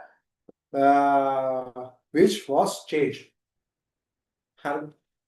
Therefore, this question is based on this condition under this factor.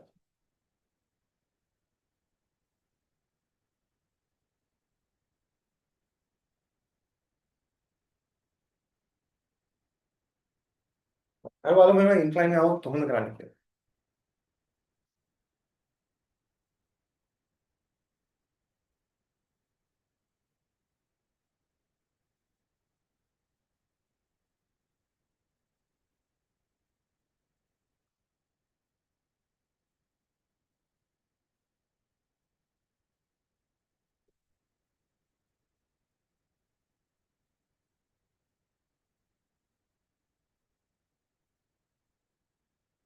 Okay. So in this case, the initial momentum was in this direction. Final momentum is in this direction. Magnitudely, both are same in VMU. Direction is the only factor which is changed in this case. And therefore, in such cases, we can use two methods. First one is we can resolve the momentum into two directions in horizontal and vertical. Momentum can be resolved in two directions. Now momentum is in this direction. Initial momentum can be divided into, initial momentum is in this direction. Therefore, it can be resolved into two. It can be resolved into two. If we resolve into two, so this is theta.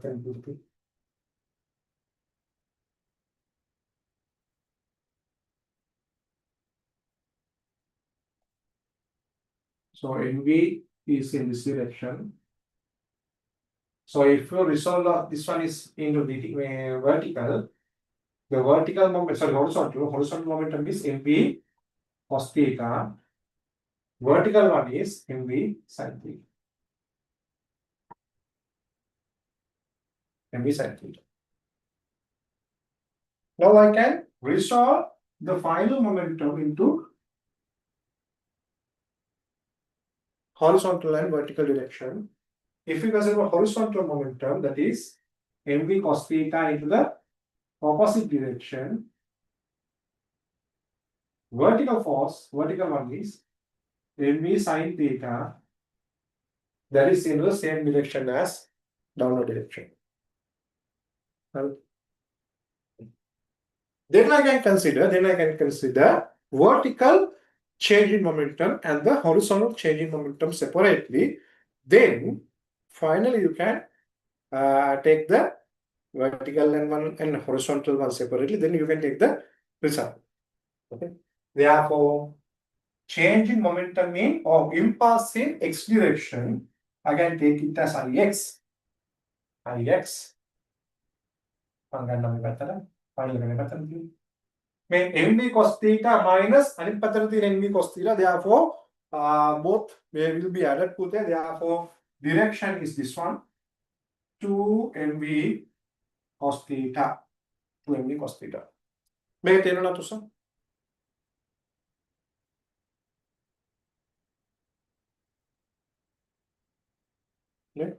MV cos theta minus MV cos theta into other direction. MV cos theta direction minus MV cos theta into other direction. Then subtraction means addition of negative vector. Addition of negative vector means vector can be negative vector can be taken as taken by changing the direction. නිසා මේක මම කියන්න පුළුවන් MV cos theta this direction plus negative vector of this one. Negative vector of this one means you have changed the direction of MV cos theta. Therefore, answer is 2 MV cos theta. Is that clear now? තේරෙනවද උසන්නේ?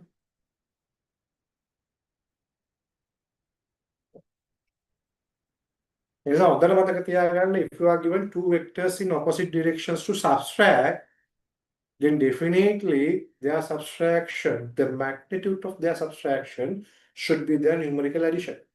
Should be their numerical addition. Direction can be changed, but magnitude of that subtracted vector should be equal to the numerical addition. Numerical addition to the magnitude එක විතරයි. Then IY. IY means final momentum is in downward direction in the sin theta minus initial momentum that also into the downward direction in the sin theta. Now it is very clear both are same magnitude as well as direction. In both vectors, magnitude and the direction are same. Therefore, if you subtract those kind of vectors, answer is 0.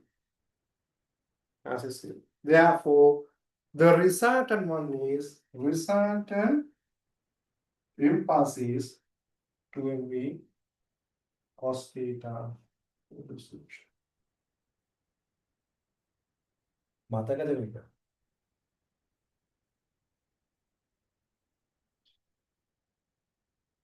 එහෙනම් 2MV cos theta කියන එක ඔළුවේම තිබ්බොත් එහෙම මතක තියාගන්න ටක් ගාලා එක දාන්න පුළුවන්. හරිද 2MV cos theta කියන එක මතක තියාගන්න ටක් ගාලා දාන්න පුළුවන්. Theta means that is the incident angle. This is the incident angle. Incident angle means angle between the path of the motion and the perpendicular to the plane.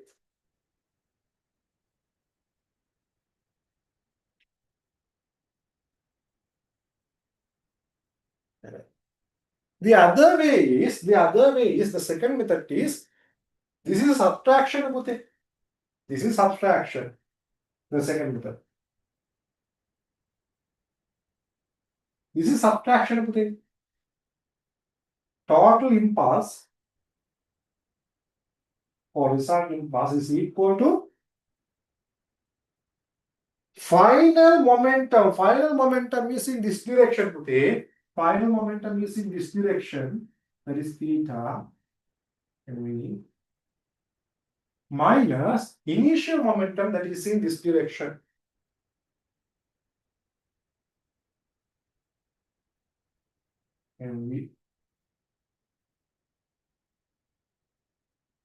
This is theta.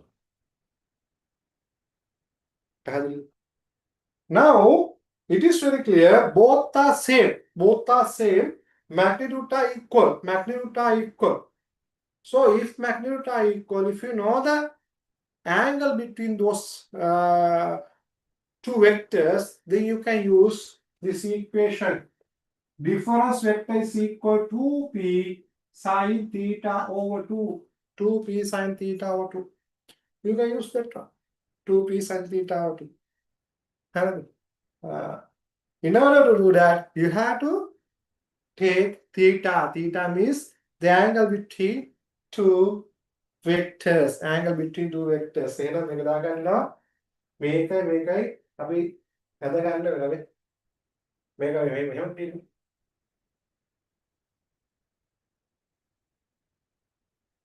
This is the angle, Pute. So this is not the angle. This angle is 2 theta. This is not the angle. You have to extend this one. මේ මතර extend කරනවා. අය අපි equation එක ගත්තොත් මේ prove කරනකොට equation prove කරන්නේ මේ වගේ නේ. Here Q, here P. Both vectors should be extended from one point, from one single point. Both vectors should start from the one single point. Therefore, you have to extend this vector from here. Therefore, this is the starting point of both vectors. Therefore, this is the angle. Not this one, this is the angle. This angle is 180 minus 2 theta. 180 minus 2 theta. Therefore, you have to subtract two equal vectors which has an angle at 180 minus 2 theta. Therefore, y is equal 2p. P means vector. Vector is NV.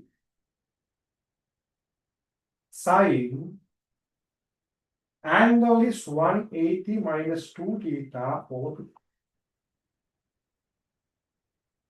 180 minus 2 theta means 2 theta over 2 means 90 minus theta. This is equal 90 minus theta. Therefore, Ry is equal to MV sin 90 minus theta. Sin 90 minus theta means cos theta.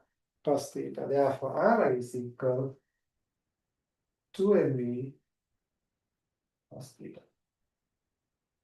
Is that clear?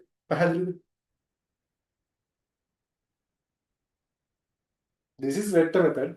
This is the vector method. This is resolving method. I think resolving method is much easy because we can take the exact direction. We can determine the exact direction of the final result force. Here we cannot easily determine. We have to use our geometrical knowledge. And the area the line. Therefore, this one is the easiest one.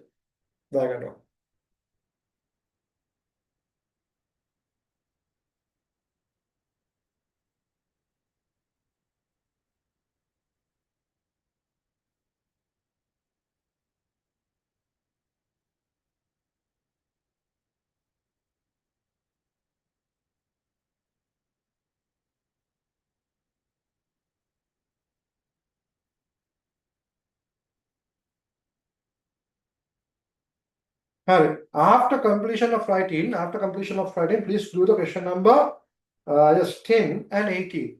Question number 10 and 18. Question number 10 and 18.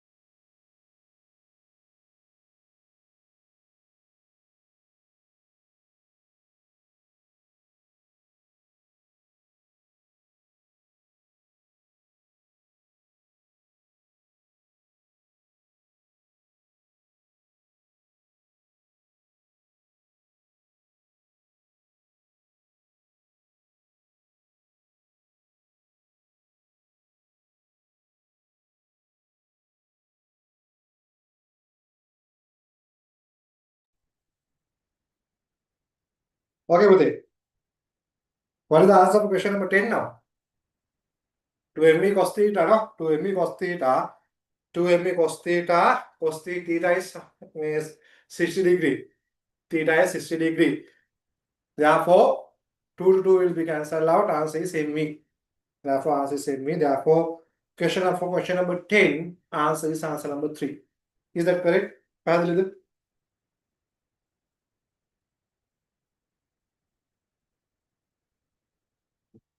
Alright. Question number 18. Question number 18, what is the answer? Question number 18, what is the answer? Answers there. Question number 18, what is the answer? I need answers from everyone.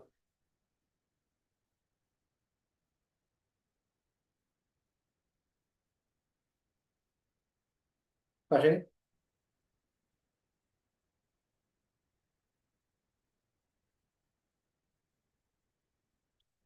Question number 18.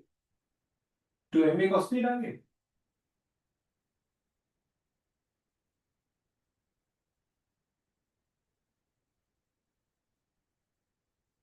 Mass is same.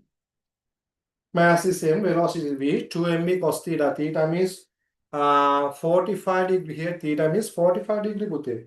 45 degree. Therefore, answer is answer number 2. 2mv cos theta. 2mv over 1 over root 2. 1 over root 2 means root 2 mv. Root 2 mv.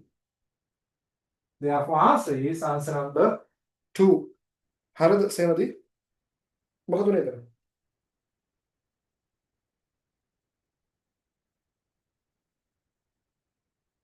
Answer is answer number 2. 480. Question number 18. 2mv cos theta. Then 11th one. 11th one. A vehicle with 1000 mv mass moves along road with a speed of 20 ms minus 1. When the accelerator is released, within 5 seconds, the speed is reduced to 10 ms minus 1. The resistive force acting on the vehicle is. What is the answer? Question number 11, what is the answer? 3 then? Yes, it is 3. It is 3, but it is very easy. Acceleration is equal 20 minus 10 over 5, that means 2. 2 into 1000, 2000. 12th one.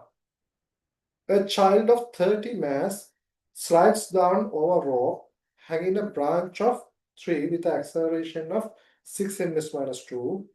When he goes down, the pull on the branch is, that means tension forces. What is the answer?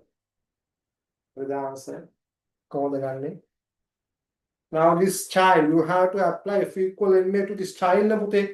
You cannot apply F equal ma to a rope because rope doesn't have a mass. Therefore, you have to apply F equal ma to the child.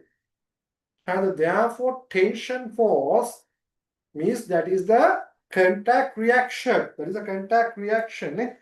That is a contact reaction of this for child. So how to take the contact reaction? T is equal, TOR is equal L times G plus or minus A. Okay? G plus or minus A now. This charge goes to downward direction with acceleration. Downward direction with acceleration means minus. Downward means minus to put it. Therefore, minus. Therefore, G minus A. G minus A. G minus A put it. Therefore, tension force is equal 30 into G minus A means 10 minus 6. 10 minus 6 means 4.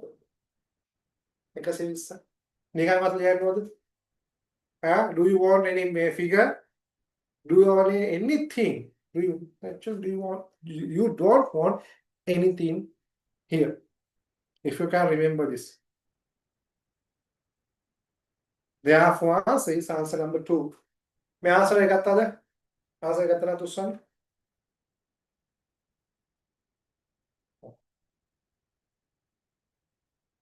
තේරුණාද මේක? මේ method එක use කරන්න තුස්සන්. මේ method එක use කරන්න තුස්සන්.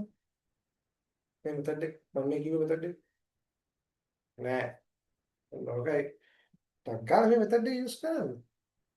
If it is a vertical motion, you can use this one. This means with a total reaction, contact reaction. This is this tension force. This is T. This T represents the contact reaction. It may be a tension force. It may be a reaction on a feet or something. Therefore, this can be anything. But remember, this is a resultant contact reaction. Resultant contact reaction. Not just contact reaction. This is a resultant contact reaction.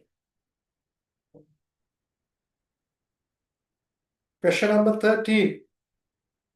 In a place where the gravitational acceleration is 9.8, if weight of an object is 1 Newton, its mass is. What do you think? Key answer. Question number 13. Yes, it is 3. Question number 13, it is 3. MG it is 3. Question number 14, what is the answer? Question number 14, answer correct. Question number 14. Question number 14. Rashini?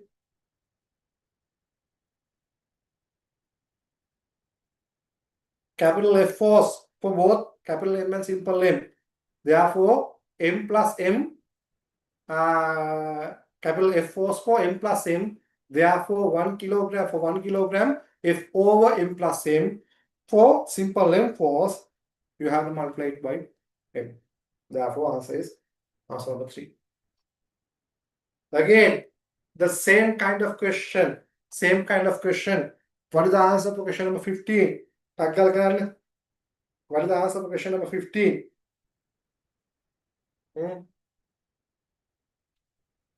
Pressure pressure of the force, but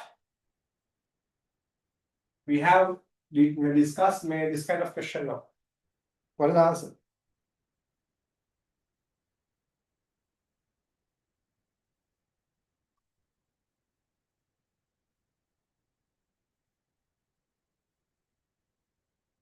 මෙතන මේ මොකද්ද flow එකක් නෙමෙයි ඉන්නේ. Flow එකක් කියලා කියන්නේ මේ අර ලික්විඩ් ෆ්ලෝ එකක් වගේ නෙවෙයි. ඩෙන්සිටි එකක් ඕනේ වෙන්නේ නැහැ. හැබැයි ඉතින් අර මේකක් දීලා තියෙනවා. වොලියුම් එක මෑස් එක හොයන්න විදිහක් දීලා තියෙනවා.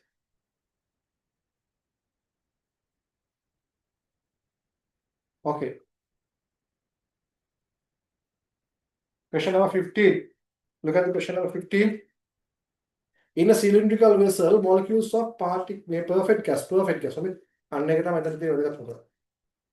In a cylindrical vessel, molecules of perfect gas that travels parallel to the axis has a velocity of v. If the mass of one molecule of gas is simple m and the amount of gaseous molecule per unit volume inside the cylinder is simple n. The pressure acting on face capital F of cylinder is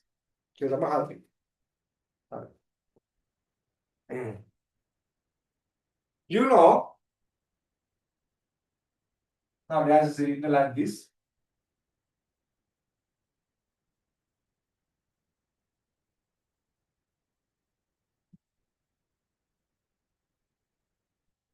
Now gas molecules travels parallel to this axis. At velocity of v. Right. Suppose this area is A. If this area is A, per 1 second, volume. Volume per 1 second is A into V, because this velocity is V.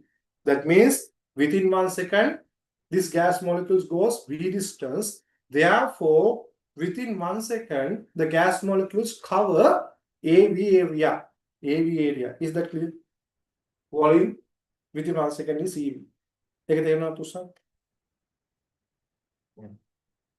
You know within unit volume, there are simple n number of masses, number of molecules.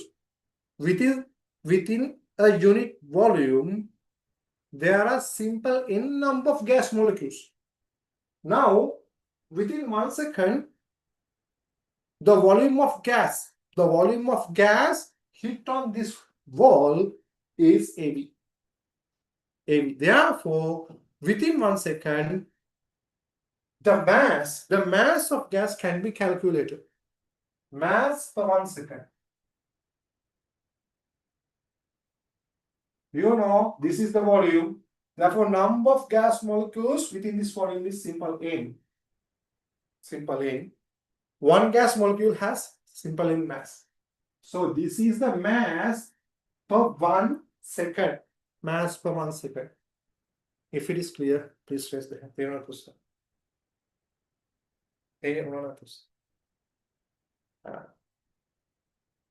This is mass per 1 second.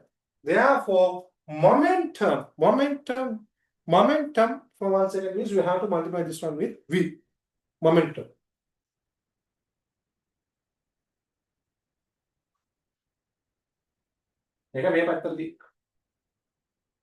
Now, this is a perfect gas.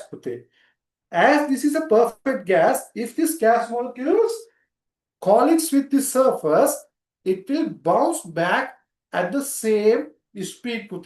Because you know, according to gas laws, if it is a perfect gas, the collisions are perfectly elastic. All the collisions are perfectly elastic collision. Therefore, when there's a collision, it will bounce back at the same speed. Therefore, the momentum change, the change in momentum should be equal, maybe the same. 2mv, 2mv, that means 2 times AV squared mv. Momentum change. Momentum change per 1 second. And because if the momentum is into this direction mv, then the second momentum, final momentum also mv, but into the other direction. Therefore, momentum change should be 2mv. Momentum change should be 2mv. So this is the force exerted on this wall, because this momentum change for 1 second. Therefore, this is the force exerted on this wall.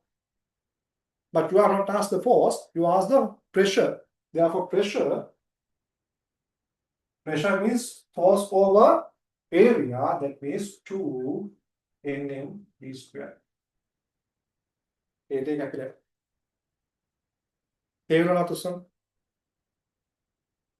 Because A to A will be cancelled out, because you are asked to pressure, you ask the pressure, not the area. No, not the force. You are asked the pressure, not the force.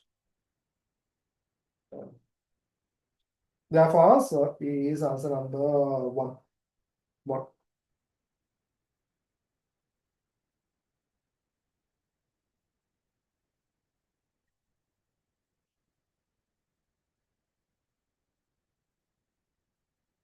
Okay. Then question number 16. Question number 16 today. I will draw this one to explain. Actually, no need to explain, but I will draw.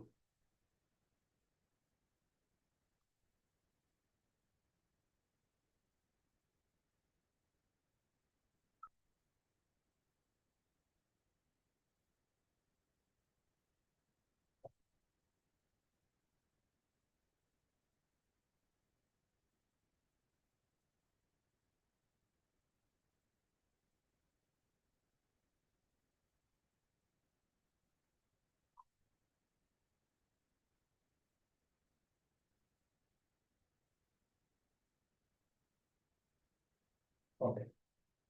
There are two systems there.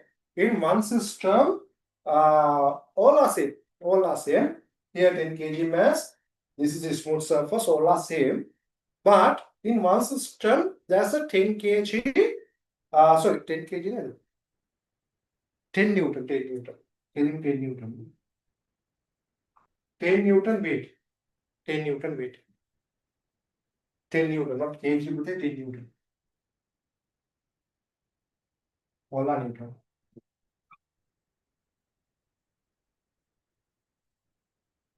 And the only change is here there's a 10 Newton weight suspended by this string. Here 10 Newton force is exerted on this rod. That is the only change. Then you ask the difference between two system.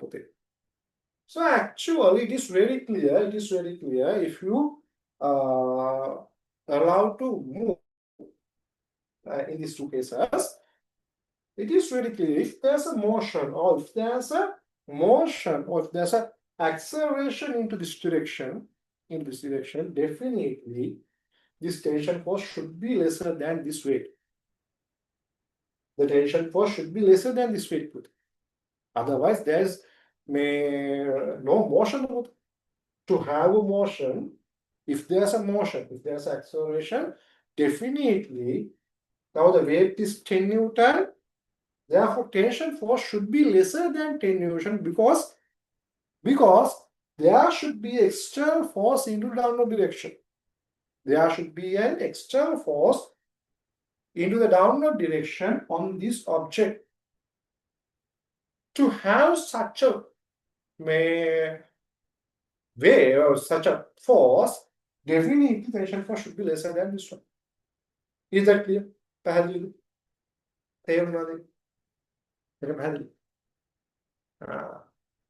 Therefore, as the tension force is lesser than 10 Newton, here the force exerted on this weight is lesser. Force exerted on this weight is lesser than 10 Newton. But here, now we have pulled this rod using 10 Newton force. Therefore, the tension force is exactly equal to the 10 Newton force in this case. So here, the force exerted on this weight is 10 Newton. Here is lesser than 10 Newton. Therefore, here, the acceleration of this object should be higher than here. If you got that one, please raise the hand. Here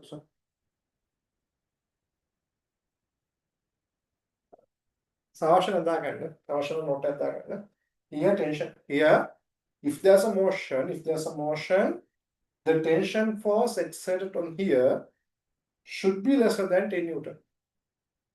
Because there should be an external force into the downward direction of this object.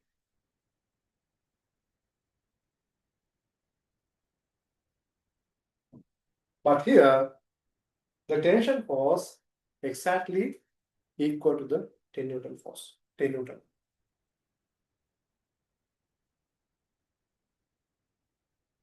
Therefore, 40, 16 answer should be 4. In B, acceleration of wooden block is higher.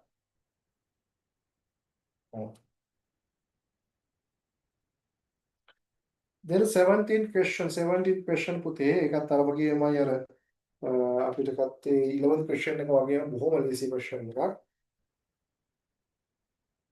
In heart of mammal, in a single heartbeat, approximate mass of 2 hg of blood accelerate from 0.2 ms minus 1 to 0.35 ms minus 1 within 10 seconds, 0.1 second. The average value of magnitude of blood the average value of the magnitude of the force applied by the cardiac muscle is.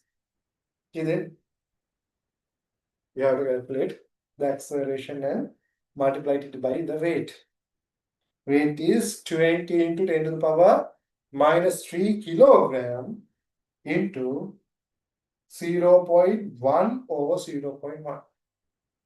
That means answer is 2 into 10 to the power minus 2 Newton. That means answer number 2.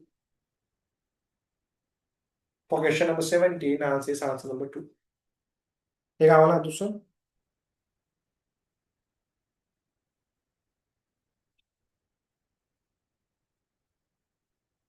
Okay. 18 hurry. Question number 90. Question number 90. Okay. Now you are given a VT curve with a VT curve. From that VT curve, you can calculate the acceleration.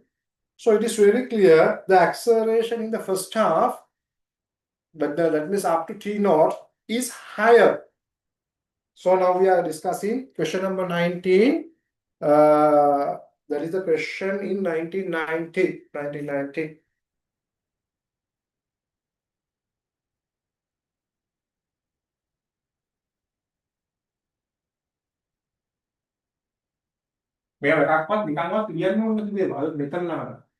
Question number 14 the 15 the review 15 here. This is the VT curve.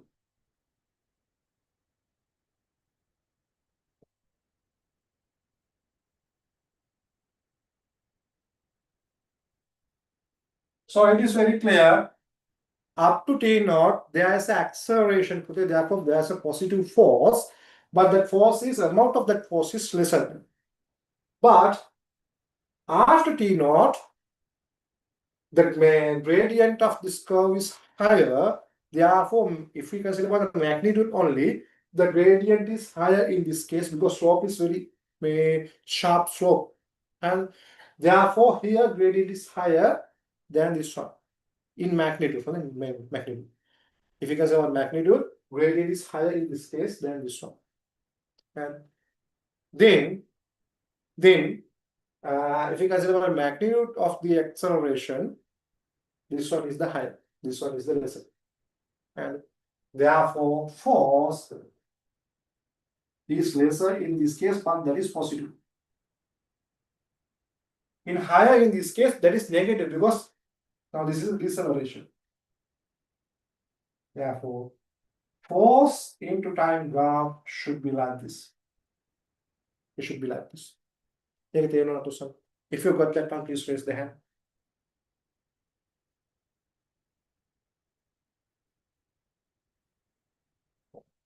Here, acceleration is small. Here, acceleration is large in magnitude. Therefore, correct answer is answer number 3. Okay. Question number 20. Question number 20.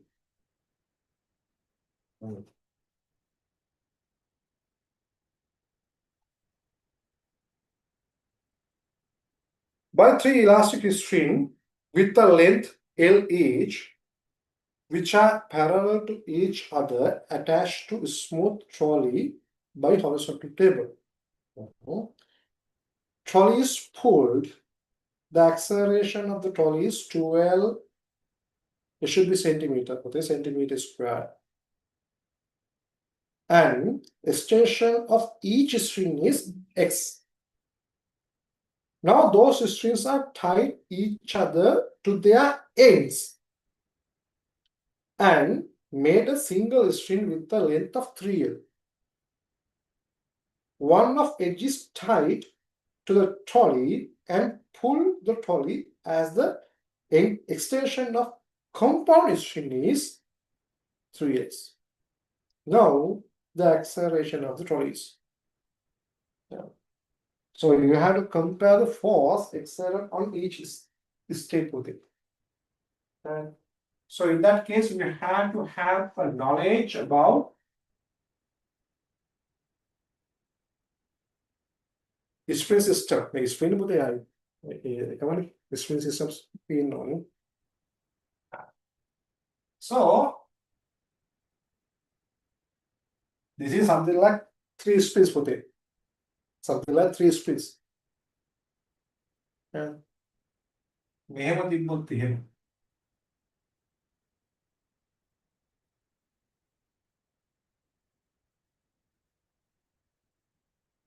suppose if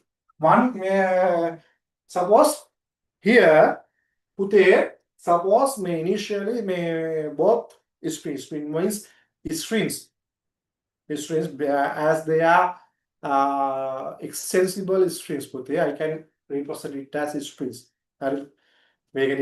Strings elastic නිසා මට මේක strings වගේ consider කරන්න පුළුවන්. Therefore, if we consider about the spring constant. The spring constant of one spin is K. One spin is K. What is the resultant spring constant of this system? Tell me. Now, initially the springs are in parallel connection. In parallel connection. Now tell me if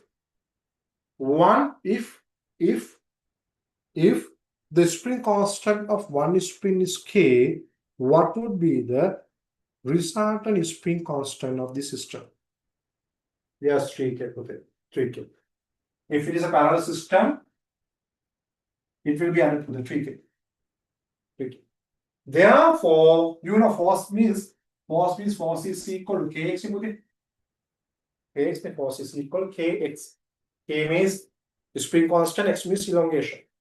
Therefore, here force 1 is equal K means 3K into X.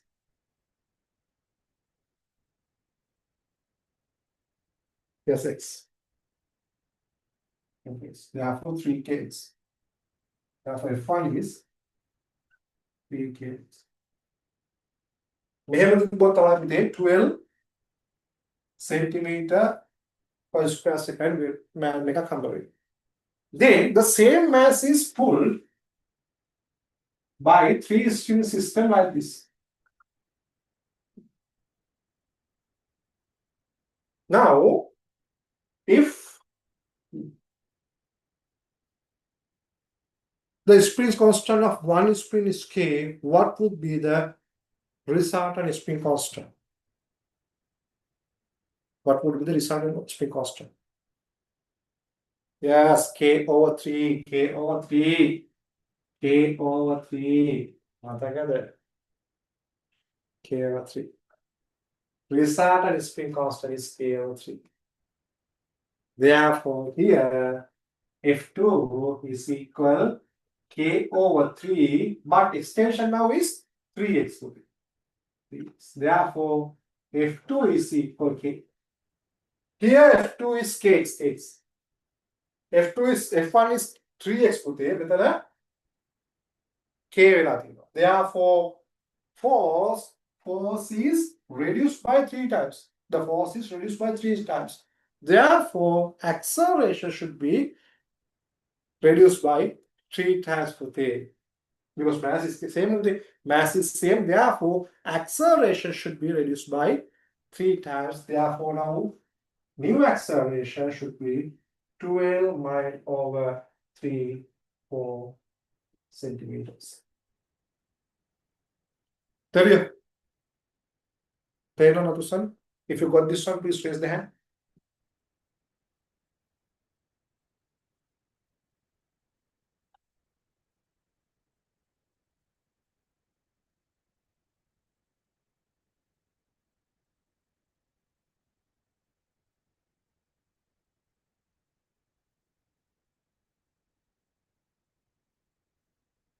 අපි ඉස්සර කතා කරන resistor systems ගැන මේක නිකන් අර series resistors වගේ.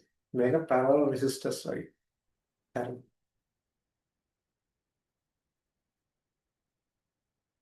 Therefore, answer is answer number 5.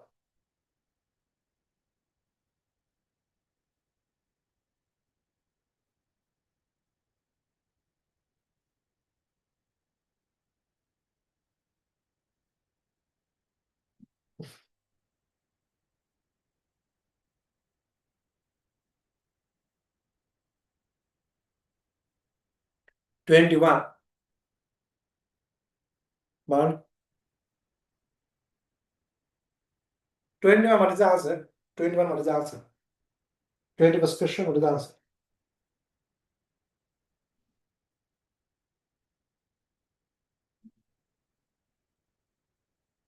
Anita? Krishna? Ashwin? What is the answer?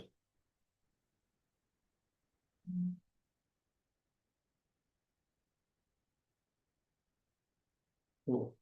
How did you get that one? Margaret?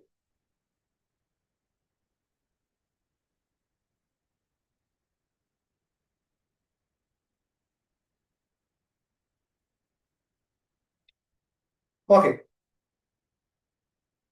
Shall we do?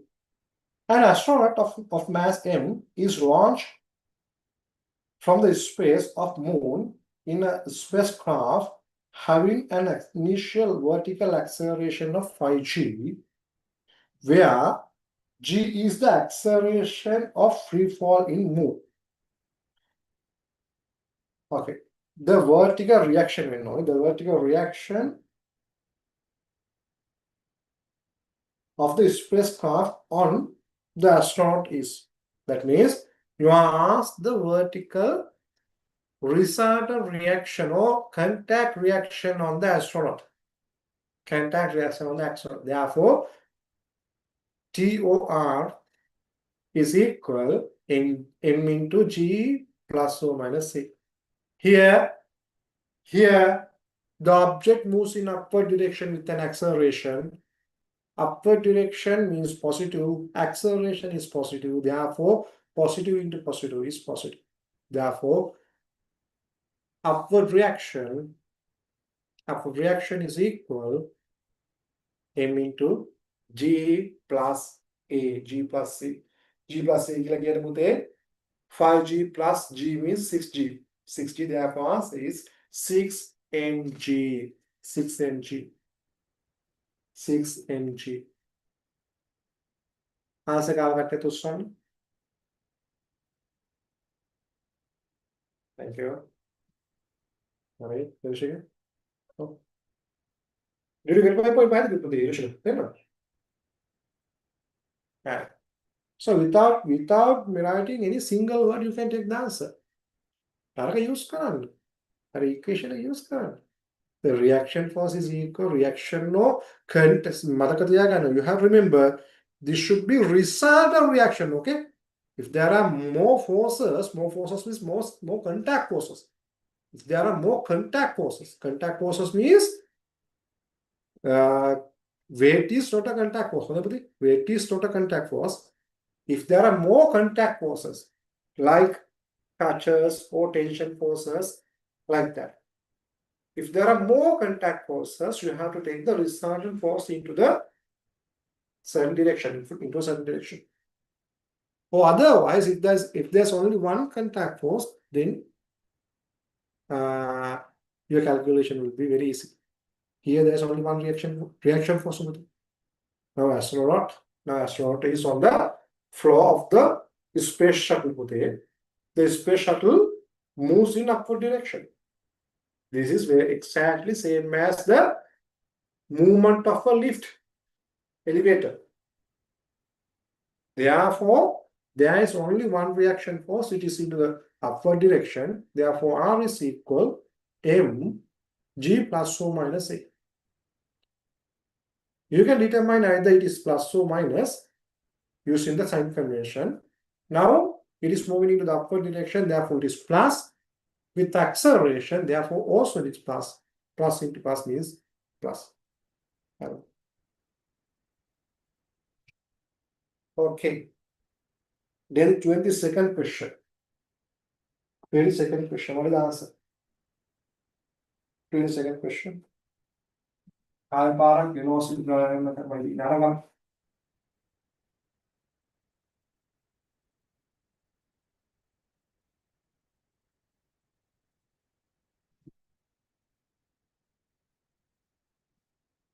What is the answer of question number 22?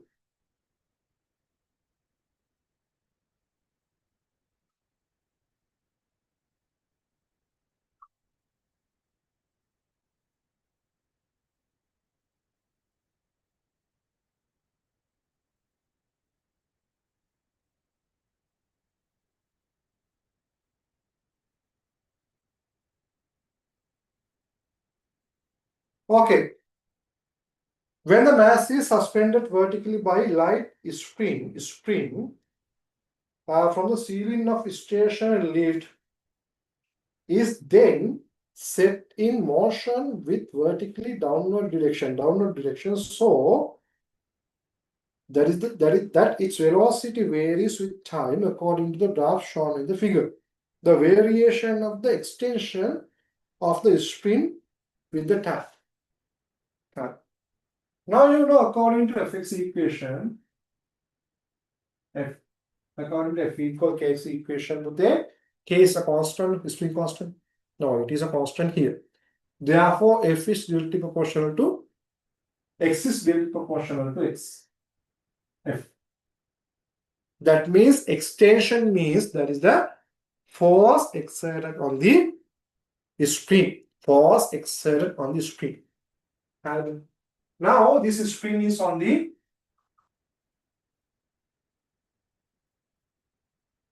elevator ceiling. Elevator ceiling. Therefore, here there should be a contact force. Here there should be a contact force. There should be a contact force. There should be a contact force. Contact tension. There should be contact tension on the spring. Therefore, you know contact force T is equal mg plus or minus A. Now you have to consider the tension force. Initially, this moves downward direction, therefore minus, with acceleration, therefore that is positive. Therefore, minus into positive means minus. Therefore, initial force is at this position is T1 is equal mg minus A. If you got this one, please raise the hand.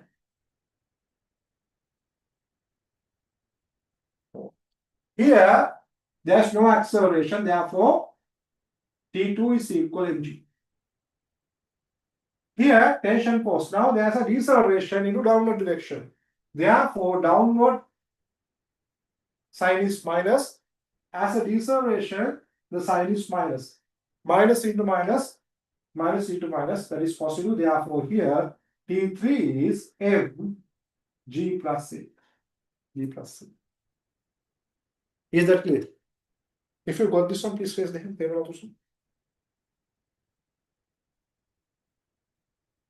Therefore, it is very clear.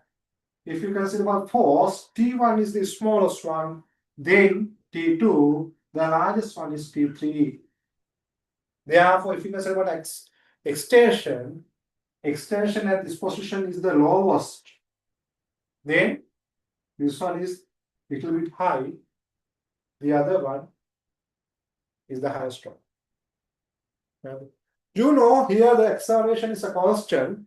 Therefore, force does not vary. Therefore, extension also a constant throughout the motion, throughout a certain motion. Because force exerted during that motion is a constant. Then, from that to that, the force varies, but within that section, it is a constant. Because it is a constant acceleration or constant deceleration. Is that clear?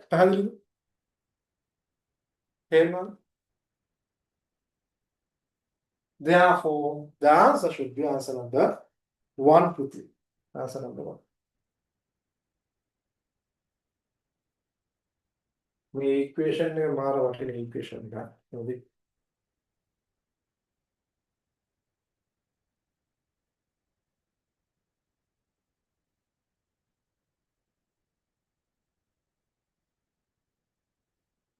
23rd one. 23rd one. 23rd one.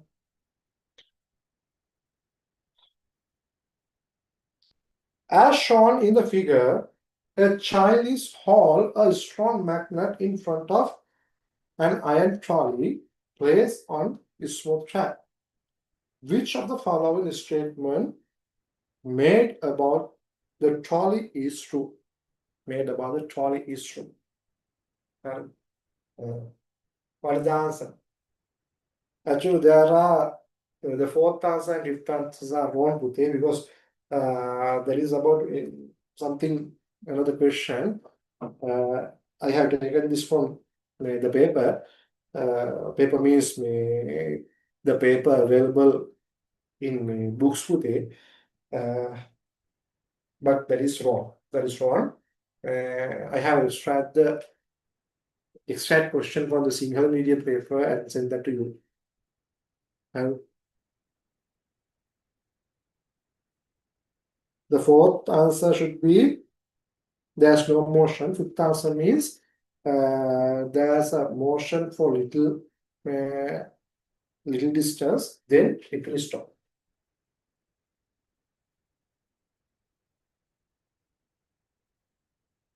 Okay. Now look at this one.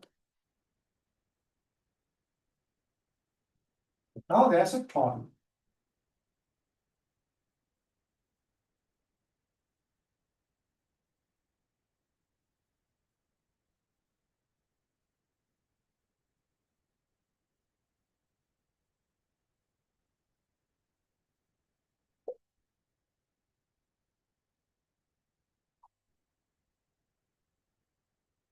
This is a strong magnet.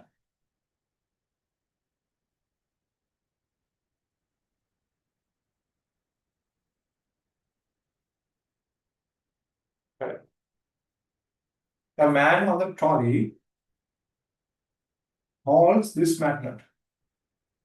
Trolley is on the smooth horizontal floor.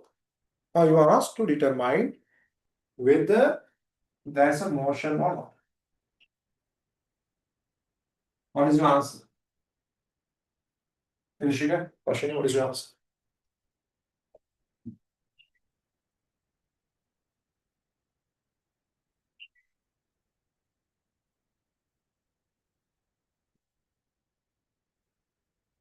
Correct.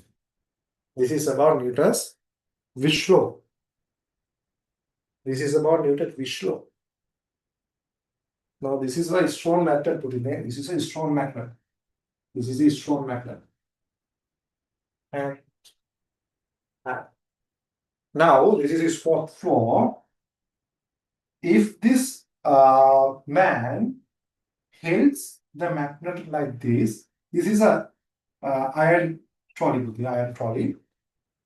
What will we observe? That means what kind of things can we observe? Whether there is a motion or not in this trolley.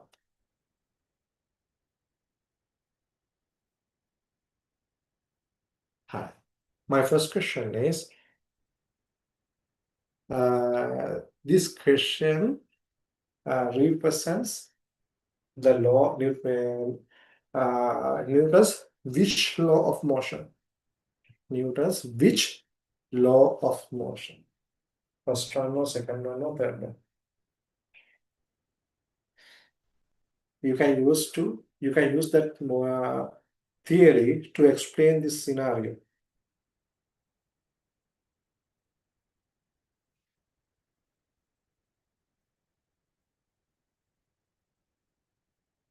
Rashini?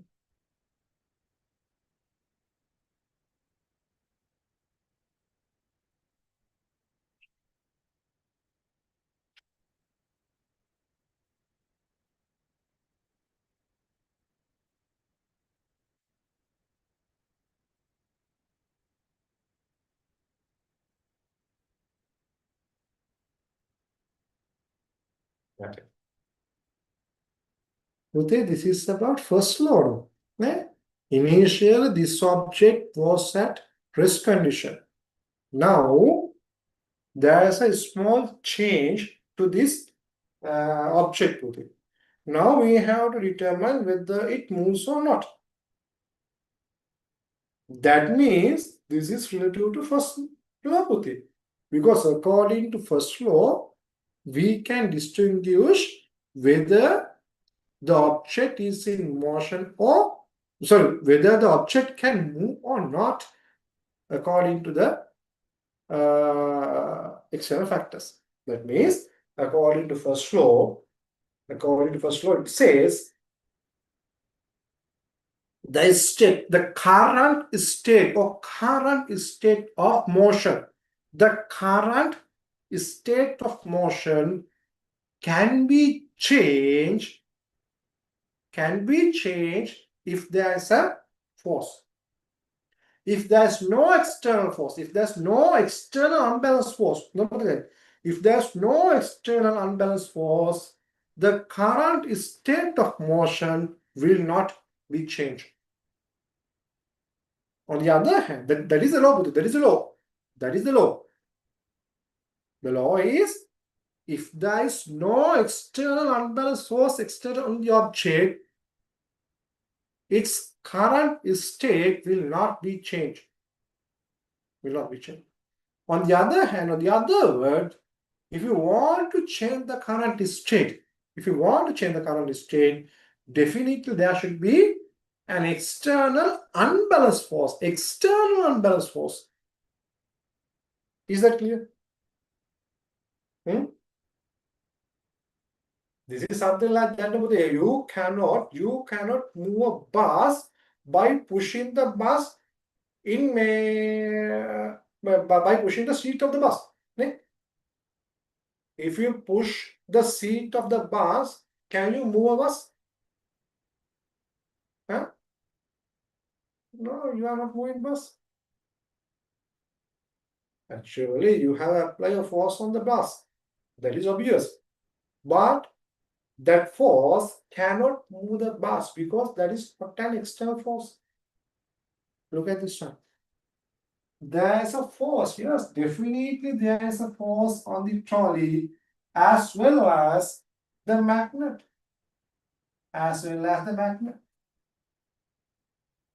There's a force on the trolley as well as the magnet due to the magnetic force. Those are equal and opposite forces. On the other hand, those are internal forces. So if we consider about the entire system, there is no external unbalanced force. There's no external unbalanced force. If this man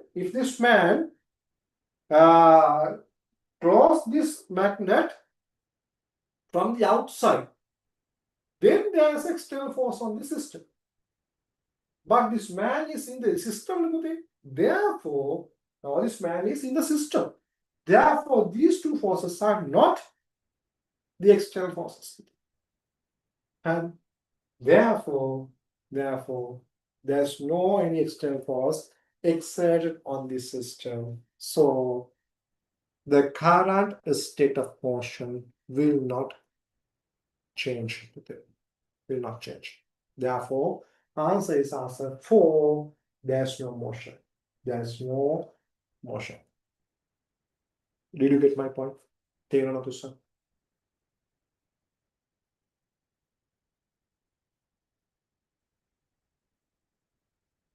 ඒක දාගන්න. According to Newton's first law,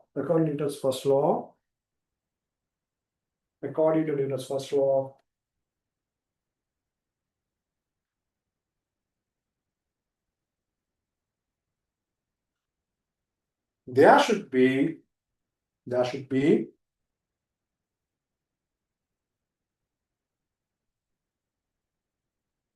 an external unbalanced force,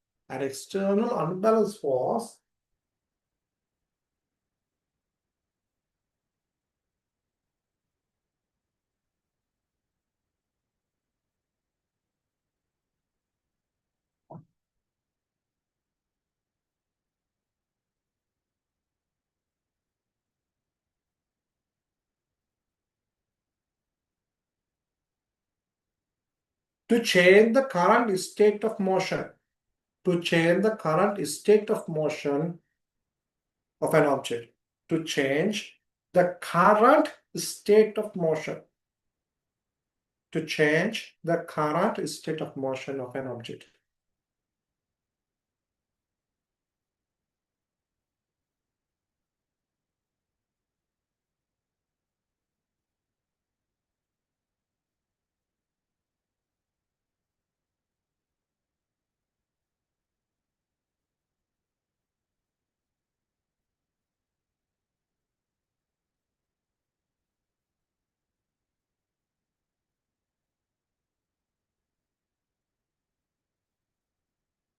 Here,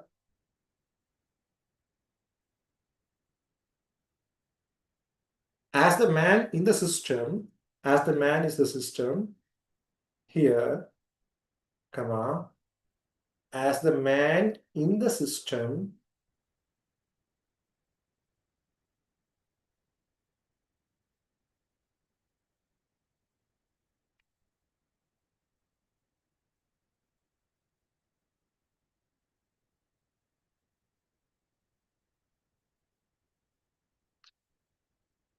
the forces, the forces, the forces,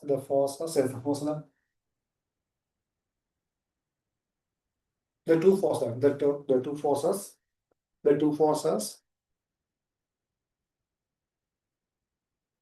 the two forces exerted on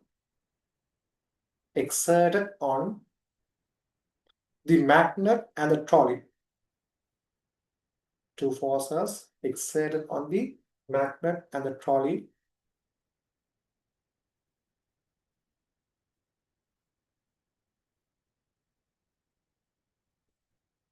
are internal forces.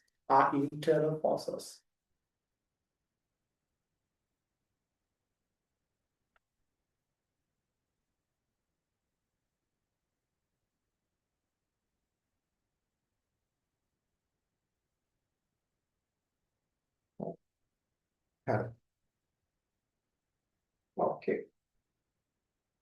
Then 24th one. What is the answer of 24th one?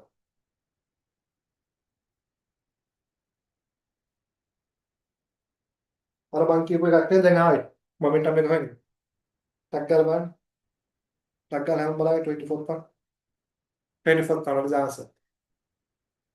We have determined, actually we have mentioned initially in our summary there may be three type of questions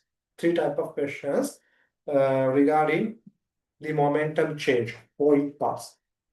That is, now this is one type using the graph.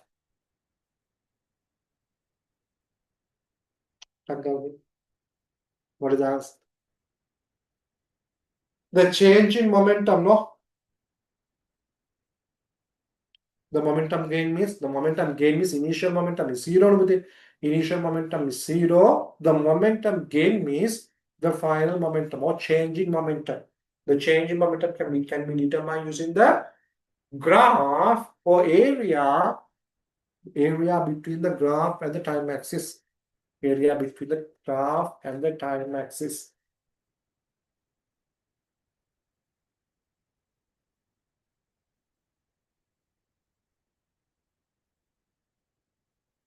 Oh. So what is the answer? Sayodi? Pashani? What is the answer?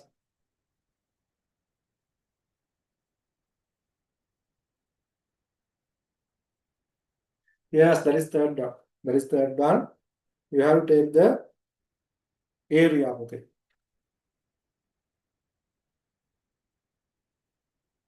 Okay, I will explain.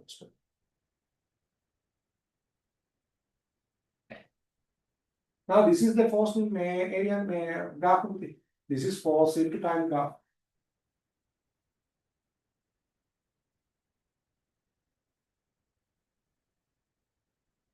Here 2, here 8. Take 5.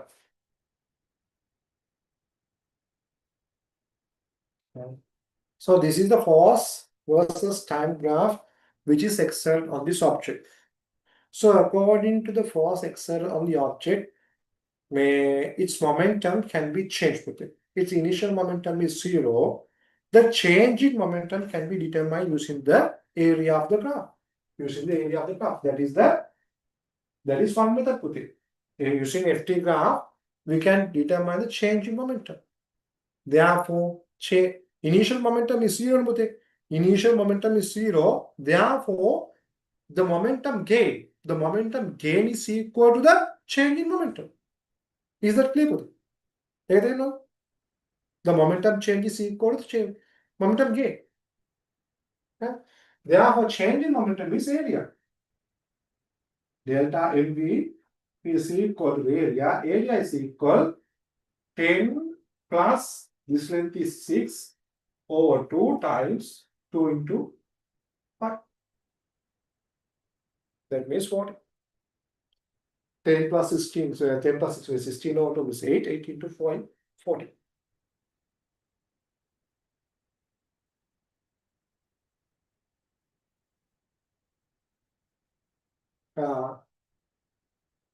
It might be calculation.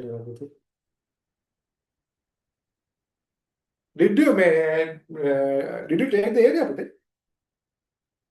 Did you take the area? Then it is a calculation error. Definitely calculation error.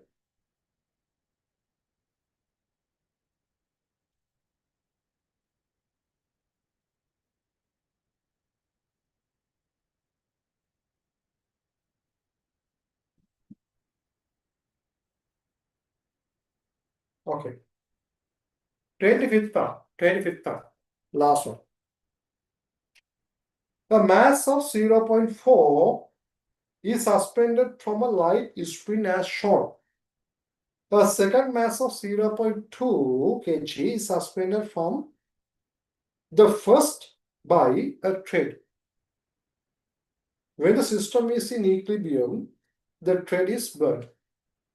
The initial acceleration of 4 kg mass, simple 4 kg, simple 0.4 kg mass.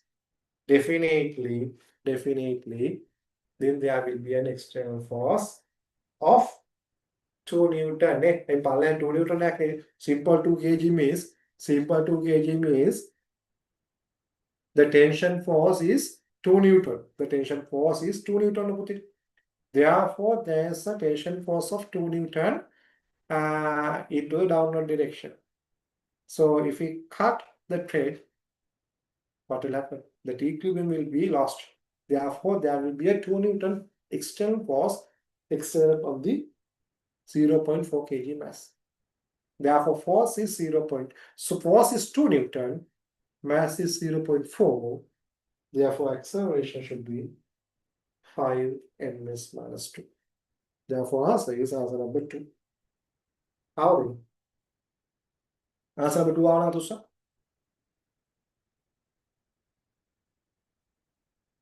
තේරෙනවද රශිනි? හරිද? මෙහෙම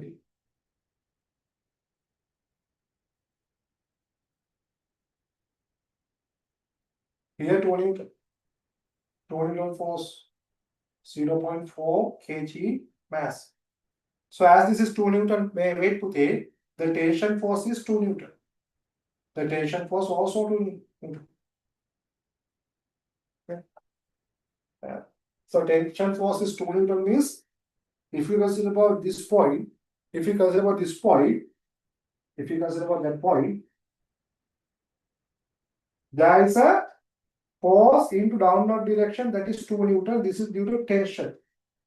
And there's a reaction force that also equal to Newton. That is the reason this is in equilibrium condition. So if you cut or if you burn this one, this part will be lost. Then there will be an unbalanced force on this mass which is equal to initial tension force. Therefore, force is 2 Newton, mass is 0.4 kg. Therefore, acceleration is 5. Having that.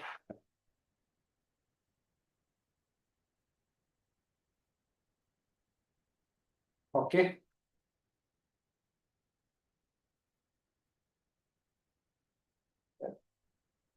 මොකක්ද අද වෙලේ තේරෙනවද? Questions ටික තේරෙනවද? කතා කරපු දේවල් තේරෙනවද? හරි.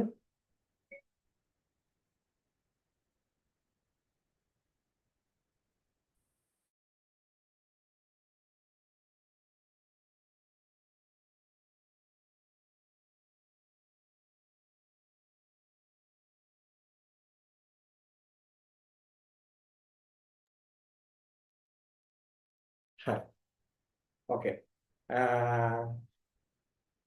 හරි. අපි පුතේ අද ක්ලාස් එක අපිට මෙතනින් කම්ප්ලීට් කරන්න වෙනවා. next week ඉඳන් මට full day කියලා කියන්නේ up to 4:35 වගේ වෙනකන් කරන්න පුළුවන් next week වෙන ඉඳන්. ඊට පස්සේ ඉඳන් මම බලනවා මේක කියන්නේ full day කියලා කියන්නේ අපිට 10:30 කරන්න. මොකද අර තව ක්ලාස් එකක් තියෙනවා. අද මම සිංගල් මීඩියම් කට්ටියට තව ක්ලාස් එකක් දාගත්ත එක්ස්ට්‍රා ක්ලාස් එකක්. සිංගල් මීඩියම් වලට ඒ නිසා සිංගල් මීඩියම් ක්ලාස් එක අද හවස් වගේ කරන්න තියෙනවා. ඊට පස්සේ දැන් අද ඒක නම් අද නම් පොඩි අර එක්ස්ට්‍රා දවසක් දාගත්තේ මට ගිය සැටර්ඩේ වල බැරි වෙච්ච නිසා. next week ඉඳන් මේක up to 4:30 or 5:30 වගේ extend කරන්න මම බලාපොරොත්තුවක් තියෙනවා. හරි.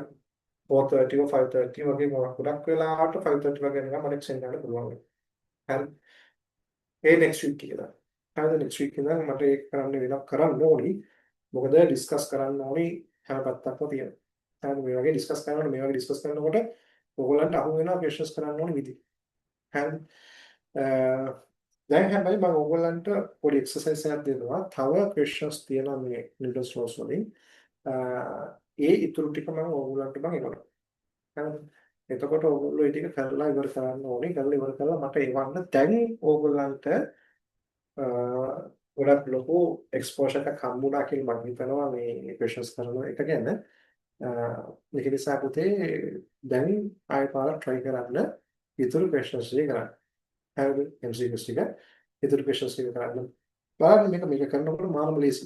කිසිම අමාරුවක් නැහැ. හරිම ලේසි questions ටිකක් තියෙන ඇත්තටම අපි අර දාගෙන හදාපු questions වගේ නෙවෙයි අත්තර. හරිද? ඊළඟට මම ආයෙ පාරක් මේ කියන්නේ අර මම ඒක පොත use කරන්න. ඒ පොත use කරලා බලන්න ඒ questions ටික. හරිද? ඒකේ තියෙන questions ටිකත් බලන්න. Okay. We can complete today's class පුතේ. හෙට පුතේ මේ හවස තියෙන්නේ. හෙට හවස තියෙන්නේ. හරි. හෙට හවස තියෙන මම ටයිම් එක ගොඩක් වෙලාවට අපිට 5:30 වගේ පටන් ගන්න පුළුවන් වෙයි කියලා තමයි මම කියන්නේ. හරි. normal 8:30 අපි කොහොමද තියනවනේ ඊට කලින් මට පටන් ගන්න පුළුවන් වෙයි කියලා මම හිතනවා. හරි. හරි. Okay. We can complete today's class පුතේ then. Everyone, have a nice day. Everyone.